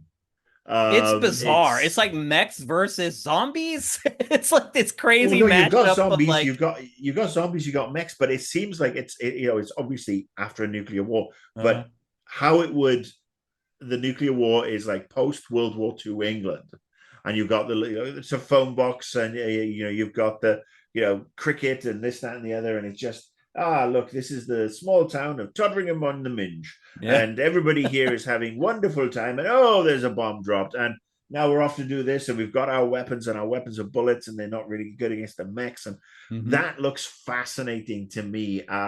Rebellion, the team behind it, obviously have done some very interesting games over the years. Decent pedigree there, yeah. Yeah, they have the rights to, obviously, 2000 AD. And Judge Dredd, I mean, that's their baby as well. So yeah, I like Rebellion. I want to give Rebellion a chance every time they've got something. Evil Genius was great but flawed. Evil Genius 2, greater but flaweder. So yeah, that's the second one I really like the look of. And then the third one that just again came out of nowhere, Mixtape. Oh, Mixtape, yeah. One of the last games. By the way, the first time one of my favorite bands, Joy Division, will be in a video game. I don't know why it's taken creative people, creative geniuses, all these decades to use Joy Division in a video game, but finally it's happened. The 80s is having a huge resurgence among the younger generations. As tends to happen. That game caught my eye too. It's a cool game, and it really is about like your mixtape and those songs coming to life. They go on like a road trip or they go on a drive, and the songs that they're listening to changes the environment. Like, what does Joy Division's world look like? I don't know if I want to know. What does Susie and the Banshees world look like? I mean, that game caught my eye too. This might actually get my wife interested because she's a huge Susie and the Banshees fan. Yeah. That one just looks great. The art style looks great. And I mean, they're tapping into sort of like a Stranger Thingsy kind of thing, but Yeah. you know, you've got the three friends together. Yeah, I just that one, that's the one that charmed the pants off me. And then when you look at the, like I said, you look at the music, that is brilliant. And that was a theme. I mean, you know, we had Firestarter, we had We Belong by Pat Right, Benatar. yeah. And then we had all the stuff from mixtape. So it was definitely a Gen X musical melange, and more power to it. I think the final game I would bring up that caught my eye on the smaller end of things was Flintlock. That game has been like advertised and marketed a lot. I never really paid that much attention to it, but because it was in this, and I'm sure a lot of people feel this way, they actually like paid attention to it. I did finally. I think that game's looking pretty good. That comes out on July 1st, so it's coming pretty soon as well. Also, as we mentioned earlier, day one Game Pass. All these smaller games, day one Game Pass. Mecha Break, Atomfall, as you said, Expedition 33, South of Midnight, as you said, Flintlock, Age of Mythology Retold. They showed that, and that's going to be on Game Pass day one. I thought that was actually just Age of Empires 5 or something. I thought great, and then I mean the Age of Mythology, yeah. But I'm down with that. Yeah. I will say about Flintlock, it gave me a headache. There was something about the way they captured the footage that was kind of jarring to me. Interesting. And then they said the words "Soul's Light," and I was like, next. Me too. I'm Marcus. In all this time we've been apart, I have still never learned to enjoy Dark Souls games. I don't care. I didn't I played Elden Ring longer than the others. Still didn't enjoy it all that much, honestly.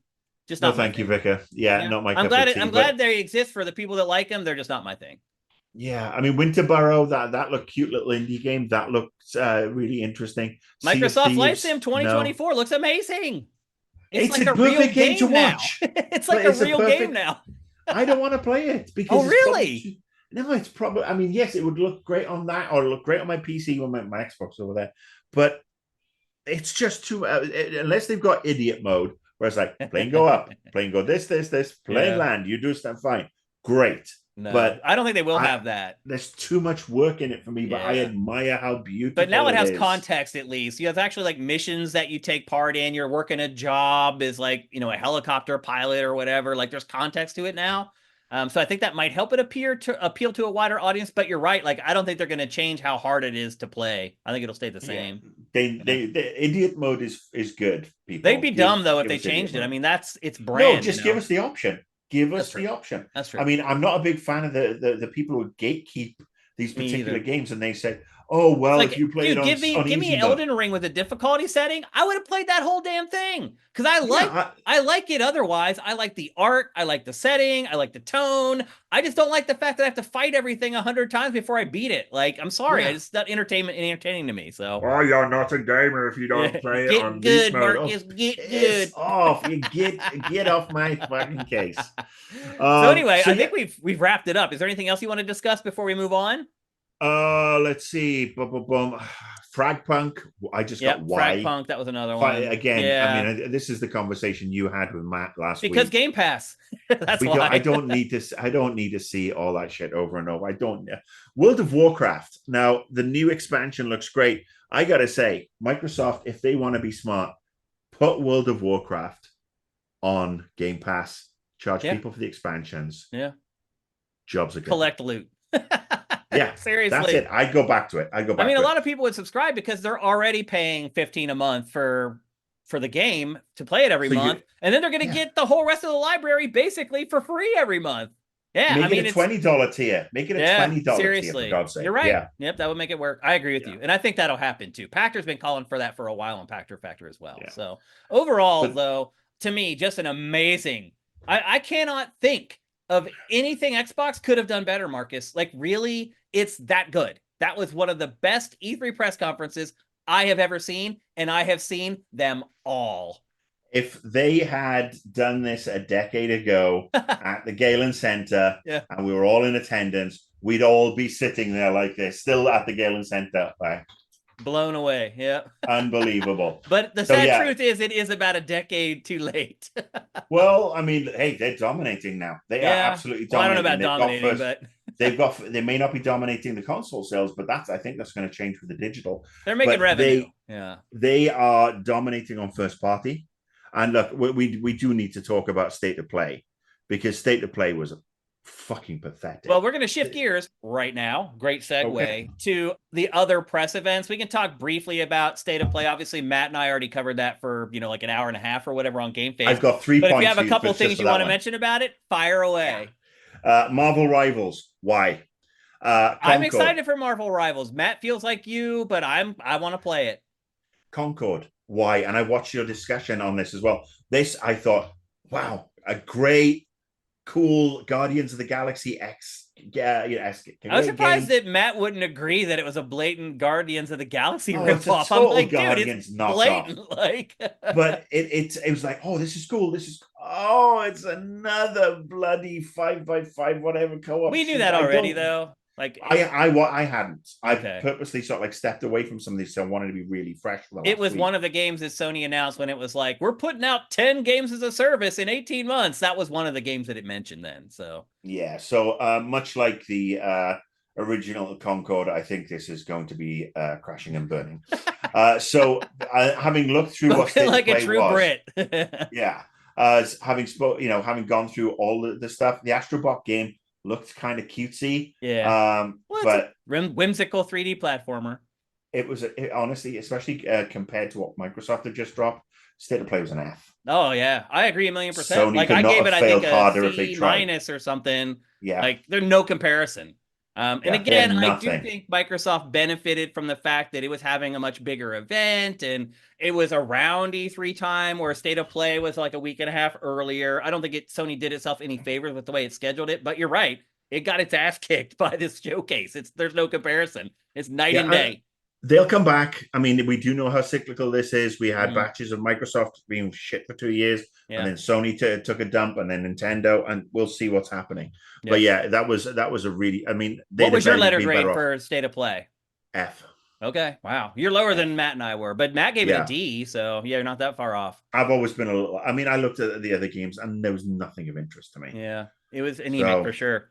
All right, now let's shift gears again. And let's talk about Geoff Keighley's big Summer Game Fest on Friday. 2 hours of video game trailers. And once again, with one of Keighley's events, I struggled at times to figure out if things I was watching were part of the show or if they were a commercial.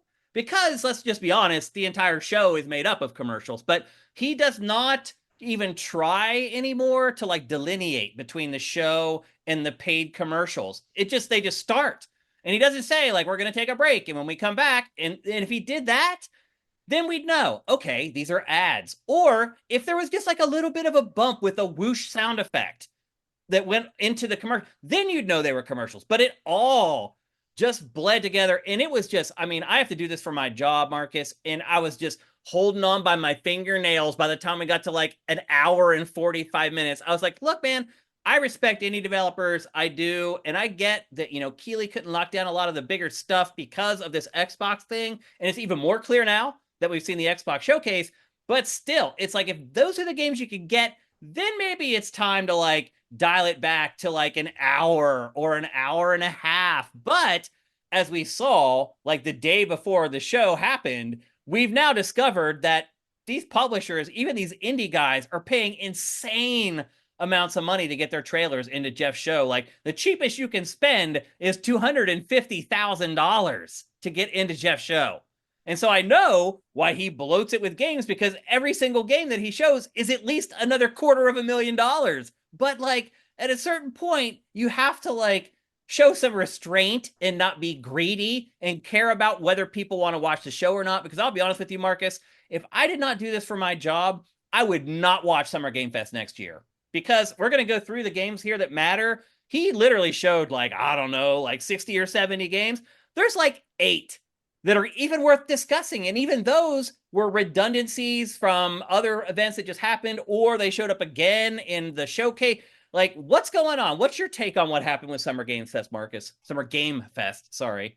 I'm sorry, I've renamed it Suck It Geoff Fest. I And look, I've defended Geoff in the past. He's come in for I a mean, lot we of all have. We unwanted worked with him for criticism. years, Yeah, and we he's a worked good with him. guy, and he's done great things, but But he's this not is perfect, you know. he's Palpatine the fuck out. He really has. I mean, he played a huge part between him and the ESA, and they both managed to put E3 I would to argue bed. the one who's really at fault for E3 going away is PlayStation. Well, and I'd say the ESA grossly mismanaged it, but then I would also one of the say big three left the show floor, and then Microsoft was doing its own thing. It was still there, but it was across the street. which That's what is really killed something it. the ESA could have been better about The it. greed of the ESA, the greed of the ESA, yeah. And then you had Geoff coming in with, oh well, I'm going to do this, and it'll supplement this, and then but I'm Geoff like, always wanted E3 to fail because he knew once that happened, he could start charging $250,000 for each trailer in his show. Like this was a master plan by Geoff, man. Yeah, like, he's a we very, know him. very He's a smart guy. He's very conniving. Like he just is, and that's how people. Let's be honest, Marcus. Do you know too many really rich people who aren't conniving? That's kind of what you have to do to become really rich. Let's just be honest. In capitalism, that's how it works. So there's a reason we're poor and awesome. Seriously, though, I mean, there's something to it for sure. There is, and look, honestly, the things that have come out, the Esquire piece, I think it was, that was picked up then by Kotaku and a bunch of other people, where we saw these things being at these prices. I hope it puts the nail in the coffin of Summer Games Fest, because there's been such. Well, let me finish. There's been such a kickback. People just really pushing back against Summer Games Fest and everything that's gone on with it. Microsoft have proven that they can just do a summer reveal and own it. Yeah. Sony up their game, Nintendo up their game, and not force everybody to come from all over the world to come and do this stupid little poxy version of E3 that makes Santa Monica in 2007 look like a great idea. Well, how funny is it, Marcus, that the industry refuses to not call it E3? Just flat out, we just started calling it not E3, and that's what it's called now. It's literally called not E3 by everybody, because people just are not willing to let it go. It's really an interesting, psychological experiment. E3 at its peak was so good. Yeah. E3 was. We were all in it together. We were all there. Everybody came together, and there was a social aspect, and we were seeing the games, and we were playing the games, and it had this sense of occasion, and the games industry had this money, and it started to go tits up when they started diversifying and inviting people. The public could pay to come in, and then after that, they tried to spin stuff off and started working with Geoff, and it just spiraled and spiraled and spiraled. E3 at its peak, say 2010 to 2013. Sweet spot. They had rules. Nobody had to go overboard. Nobody was allowed to go overboard. Everybody could get in, see the stuff. There was nobody queuing up for free swag. There were no fights at the fucking Nintendo booth because somebody got a mushroom hat and somebody didn't. Yeah. And this is what happens. The more you open it up to people, the worse it gets. And if they'd have kept it industry, kept it, say you can't go absolutely bananas with your booth, we could still be having E3 and still enjoying it. So now go to Summer Game Fest. Yeah, let's talk about Suck It Geoff Fest. I've got 4 things that actually really made the thing interesting. 4 things out of 2 hours, 9,000 games. First one is Star Wars Outlaws. Yeah. Every time they show that, I'm going to be there. Yeah, I'm there. Man. I can't wait to see it when we talk about Ubisoft tomorrow. Yeah, because my feeling is we're going to get a big chunk of gameplay at Ubisoft tomorrow as well. Yeah, absolutely. The Blumhouse game segment. That really hit you, struck your fancy. I like the little horror games. I think Blumhouse has actually done some very exciting stuff in the horror genre. I agree with that. I'm a big horror fan. I love horror movies. I'm a little gore hound. I don't know, though. To me, it felt like they're trying to shove their way into the industry. And Geoff, having his ties through his dad in the film industry with IMAX and all that, to me, it all felt like doing dad a solid. I know you look at Annapurna and everything that they've done and how they've done it right.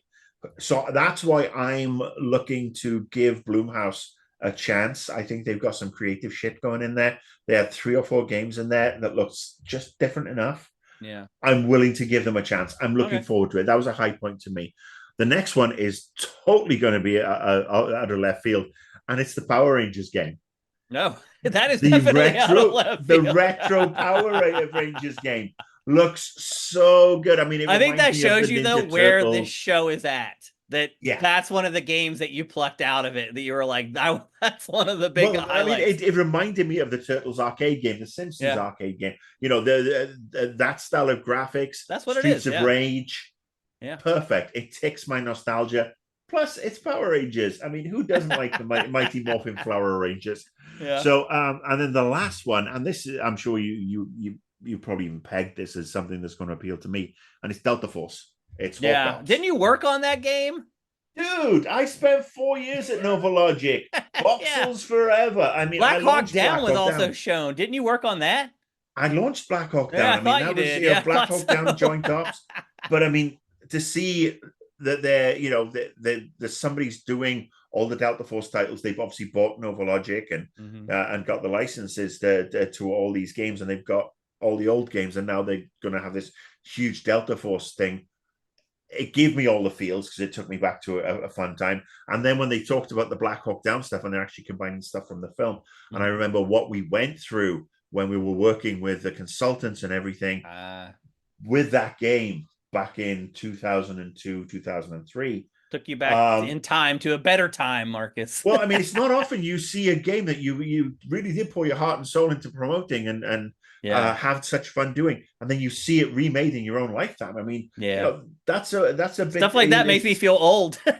It does. It makes me feel old too, and the stories I could tell you that are totally inappropriate nowadays. Yeah, but I bet. That was gaming PR curious. back in the early aughts. Oh god, I went to some gaming events that I'm like still blown away by to this day. I'm like, really? Did that happen? Like, thank God there's no camera phones back then. Seriously. But yeah, Hawk Ops, I'm really looking forward to playing it. I really want to give it a try. I want to see what they've done with Black Hawk Down, because Black Hawk Down was, it was the first Delta Force game that really sort of like focused on a real world kind of thing. First time we moved away from voxels. Yeah. I made my one contribution to the Delta Force franchise because having come from Rainbow Six and Ghost Recon at Ubisoft, I remember sitting in a meeting with John Garcia, who's the head of the company, and they were showing off Black Hawk Down, and they were just they were moving the characters round to peek around the corner. There was no lean. Yeah, and that was my thing: is why can't we lean? Why can't we use Q and E to lean? And that was my one contribution to that game. And the lean came in. That's a pretty big one. And yeah, I mean, I'm so looking forward to it. And it's just from nostalgia. Yeah, the rest of it, no disrespect to the people who are working their asses off. It's great to see so many indie games. If Geoff didn't give those people a really discounted rate, then I'm sorry, Jeffrey, you need a good spanking. Yeah. I don't think he did. I'm just gonna put it out there. There's a lot of stuff from Japan. There was a lot of stuff that they pulled in from Japan that almost traded on the cachet of Geoff, how Geoff used to be, and Geoff had the brand recognition. Slitterhead, that new game from the old Silent Hill guys. Yeah. Yeah, but I think that's Geoff trading on his rep, and his rep right now his rep with Kojima for sure. Yeah, but I mean, it could not be lower. And I just think people trust him because Kojima trusts him. I think Japanese developers are like, you know what? If you're good enough for Kojima to work with, we'll work with you. And I think unfortunately that's going to become a double-edged sword, because obviously the Western developers don't trust him. And I think we're going to start to see more people falling away from it.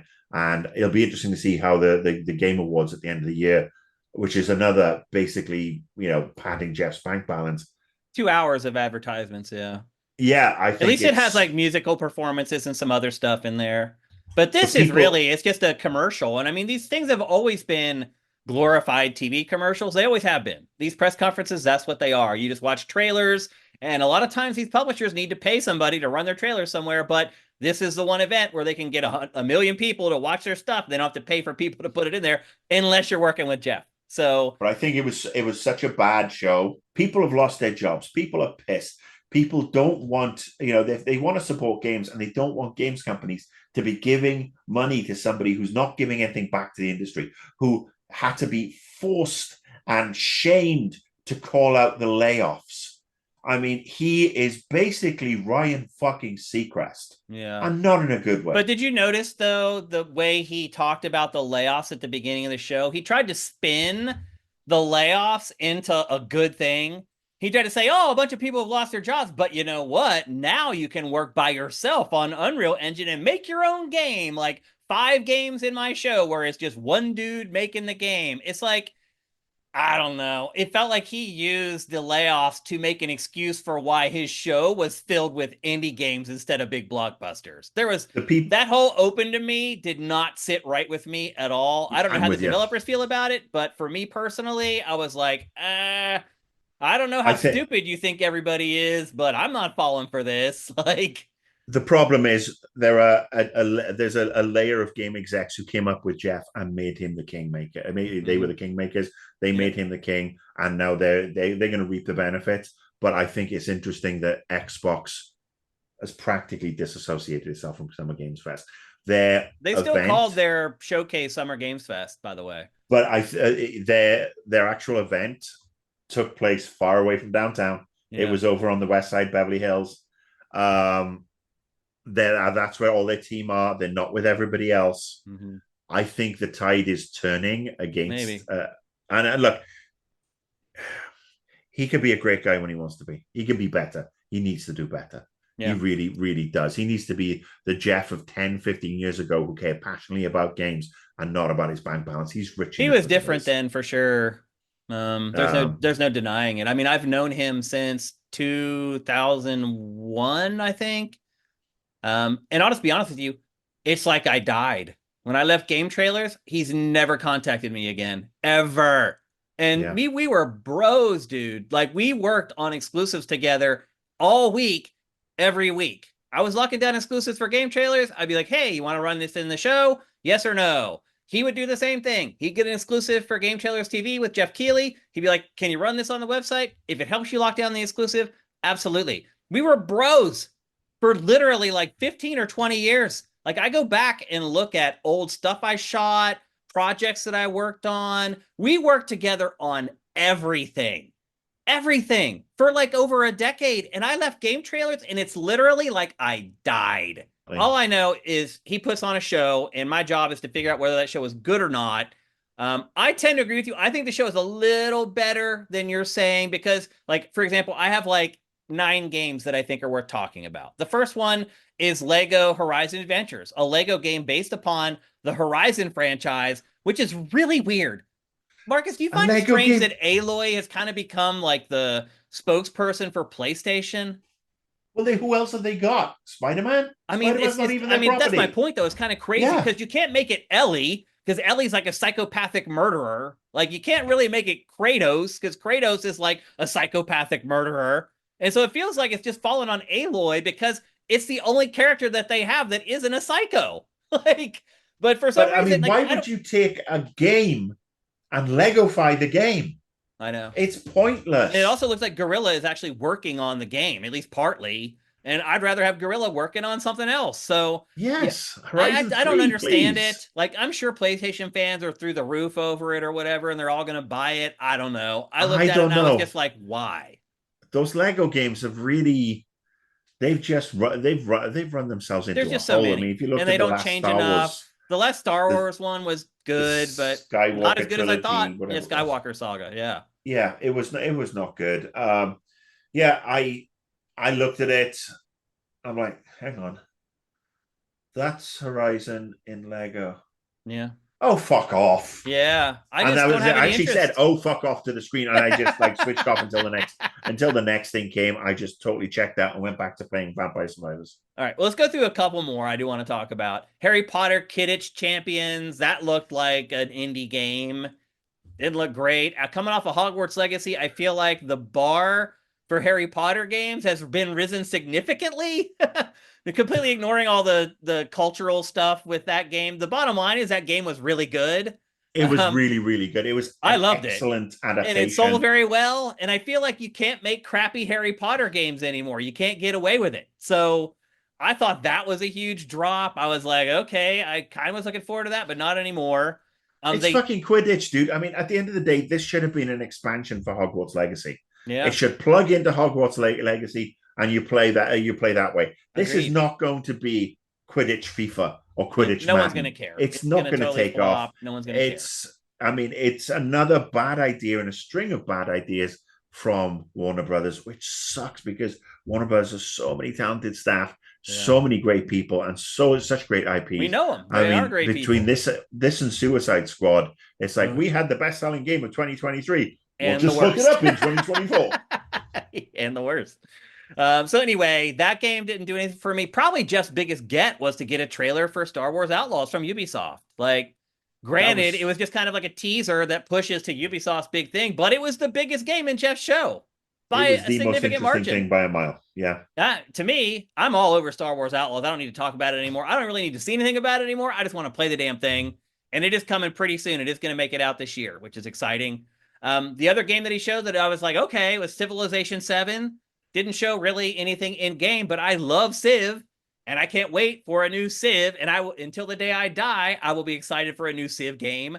So he got that. I can see where maybe Microsoft was like, we're good, because it's the 7th entry in the franchise. But to me, I was excited. I kind of knew it was coming anyway, but it's always good to know, okay, we got the trailer. That means the game can't be too far off. So I was excited for that. What about you? Firaxis deserved better. Firaxis deserves to debut that at a better fucking thing than silly Jeff Fest. Yeah, but I don't know where else it goes. I mean, I can see Xbox turning it down. So I mean, that's the thing. It's one of those things that if I ever get a winning lottery ticket on like $500 million in the bank, I'm going to make Summer Beer Fest, and it's going to be beer and games. That'd be great. God help you, Jeffrey. I'll be there. I'm coming for you. You will be, because we will actually make it fun and inclusive, and we'll bring the industry in, and we will have everybody. It will be like bonus round used to be. Yeah. And, it's just going to be a bunch of fun. We'll pull people in. But anyway, yes, that one, I mean, it's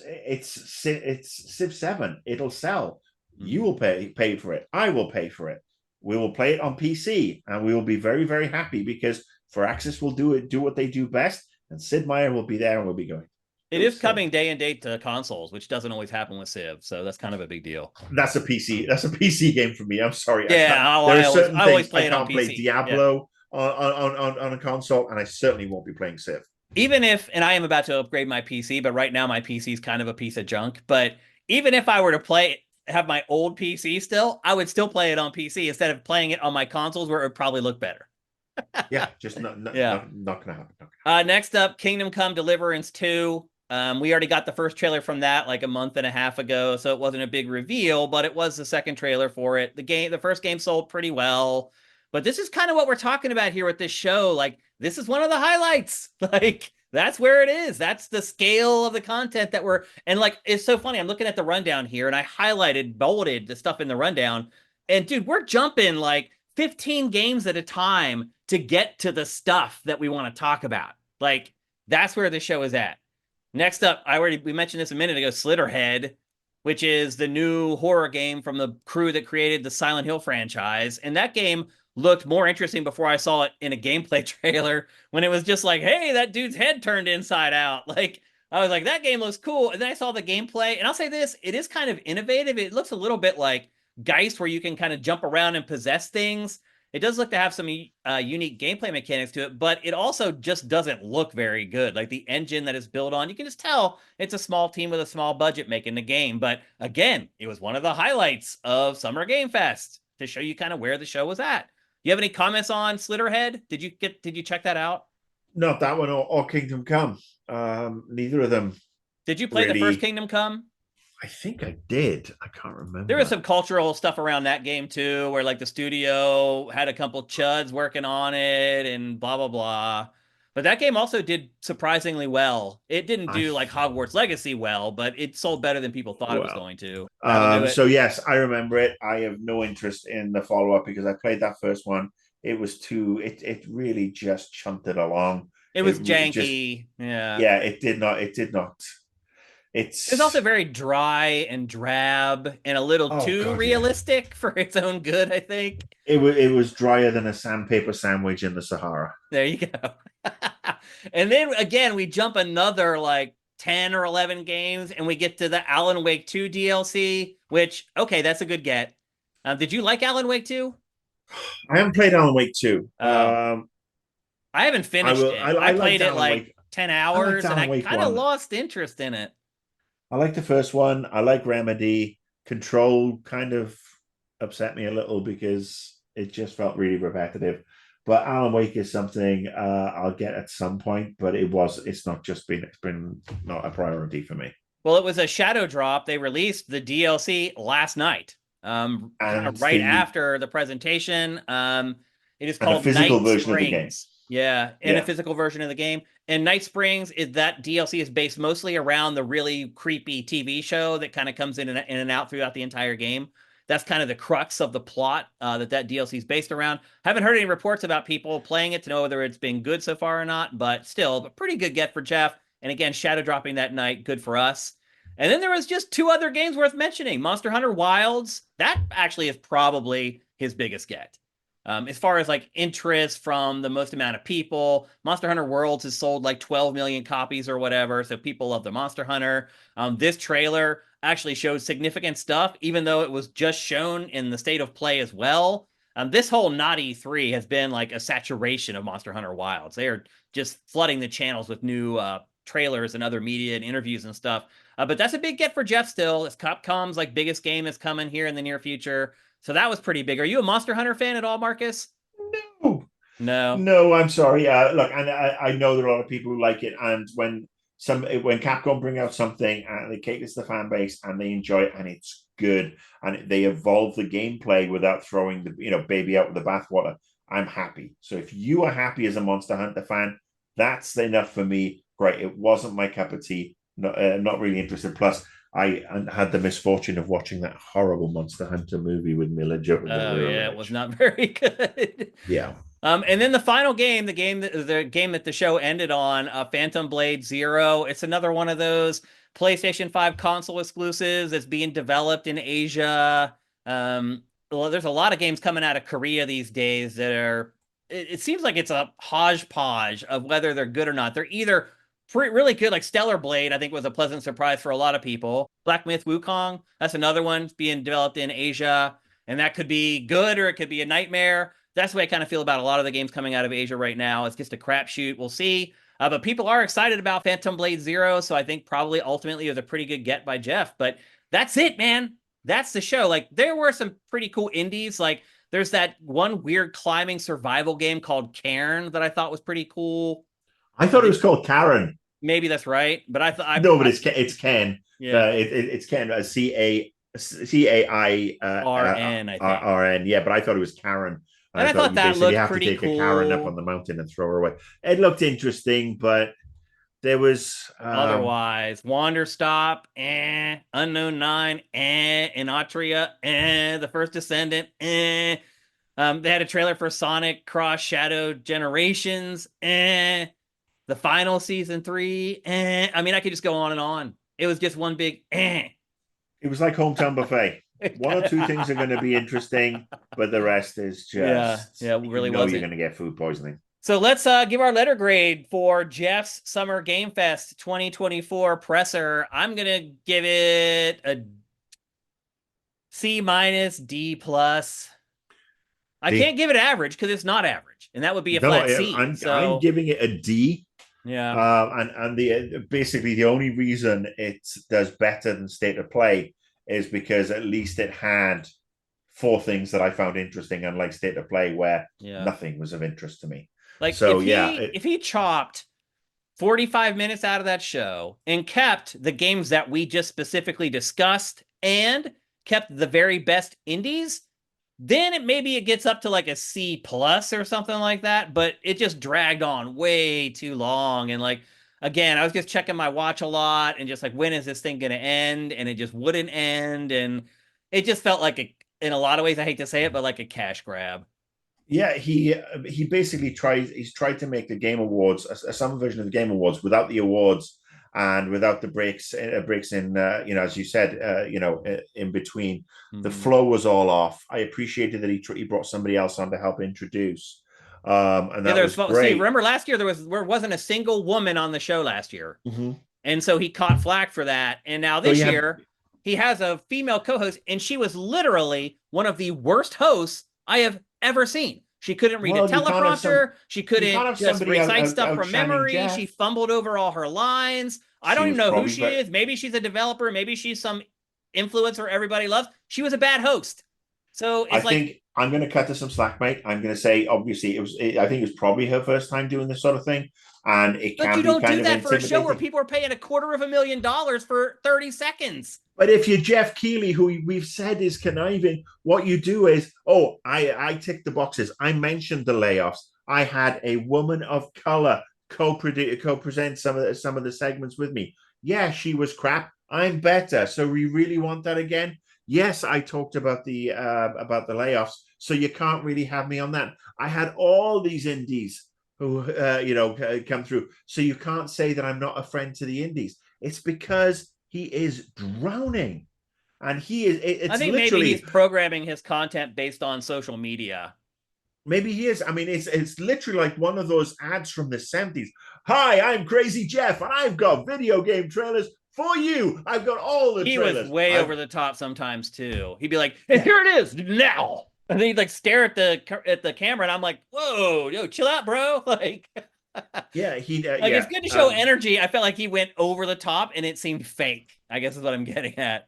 He needs to lay off the cold brew. Yeah. So anyway, I think we both can agree that was a pretty big disappointment. I think we can also agree, though, that there just really aren't enough big, good games to go around. Like, I don't think we could do E3 the way we used to, Marcus. Like, I don't think there's enough big games anymore to have an Xbox press conference and a PlayStation press conference and a Nintendo press conference in the span of 5 days. I just don't think the industry can support it anymore.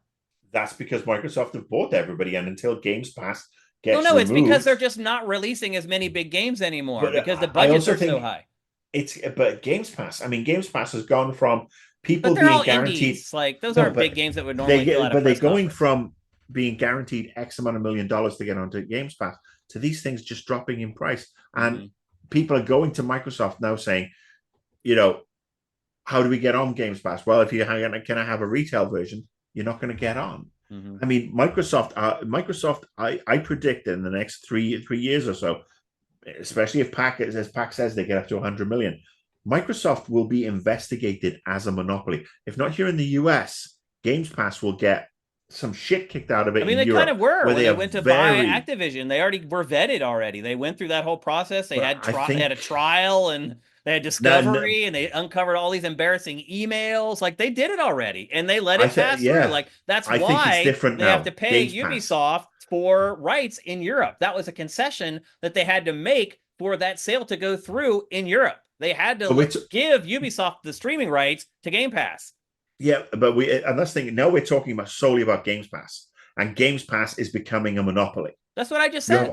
They had to let Ubisoft acquire the rights to Game Pass. I think you're talking about the Activision sale. No, that's what prompted it, though. That's what started all the court cases. In the US, they just let it pass through. But Europe was like, hell no. Like, we're not going to let you corner the market on streaming the entire industry's games. And so basically, Microsoft had to give the rights to Game Pass in Europe to Ubisoft. And now Microsoft has to pay Ubisoft to license the rights to its own service, which is just I still think it's going to get there's something's going to happen which is going to bring this down, because you're basically talking about a captive audience. You are basically buying out the competition. Something is going to come around, whether it needs a change in Congress or the Senate or just monopoly laws, antitrust laws. They need to adjust. Yeah, all this shit is going to come, and it's going to come crashing down. And what's his name?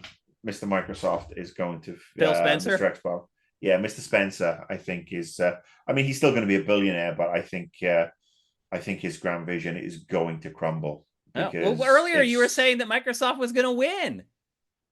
Microsoft. Like earlier in the show, you were talking about how Microsoft, after this presser, they're going to dominate, they're going to win. Yeah, but now you're saying that Phil Spencer sucks and they're screwed. I'm not saying Phil Spencer sucks. I'm not saying they're screwed. I'm saying something has to happen, because what they're doing is not good for the industry. They're hoarding the resources. They're making people redundant. There's people and companies just gone like that. Yeah, I understand with all that. huge legacies. Xbox Game Pass is the second worst thing to happen in the games industry after the fucking Embracer Group and Lars Wingeford. That's a tough one there. That's an asshole right there, and that's somebody who should. I mean, I feel like that's who you should be banging on more than anybody. Oh, I mean, no, I'm against them both. bought these studios knowing all they were trying to do was buy them and then flip them to the Saudis for a huge profit. And the Saudis were like, no, and they were caught holding the bag, and it cost everybody their jobs. It's insane. They killed Volition, for God's sake. Volition did so much cool shit. They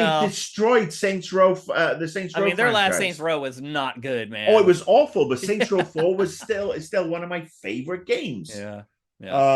So yes, I just think Microsoft, I don't hate Microsoft, but I want them to do better, but I don't think Games Pass is good for the entire industry. I think it's hogging the resources. I think it's draining people. I think it's sending people out of the industry because they're like, I can't work here anymore. I can't work in this industry. I can't afford it. I don't have the money to set up and start doing my own dev thing. And so it's like, I'm going off somewhere else. So we're losing talent to the industry from the industry. So I really hope that Microsoft find a way to balance it a little bit more. Yes, if you want to put your own first party stuff on there, but just make it your own first party.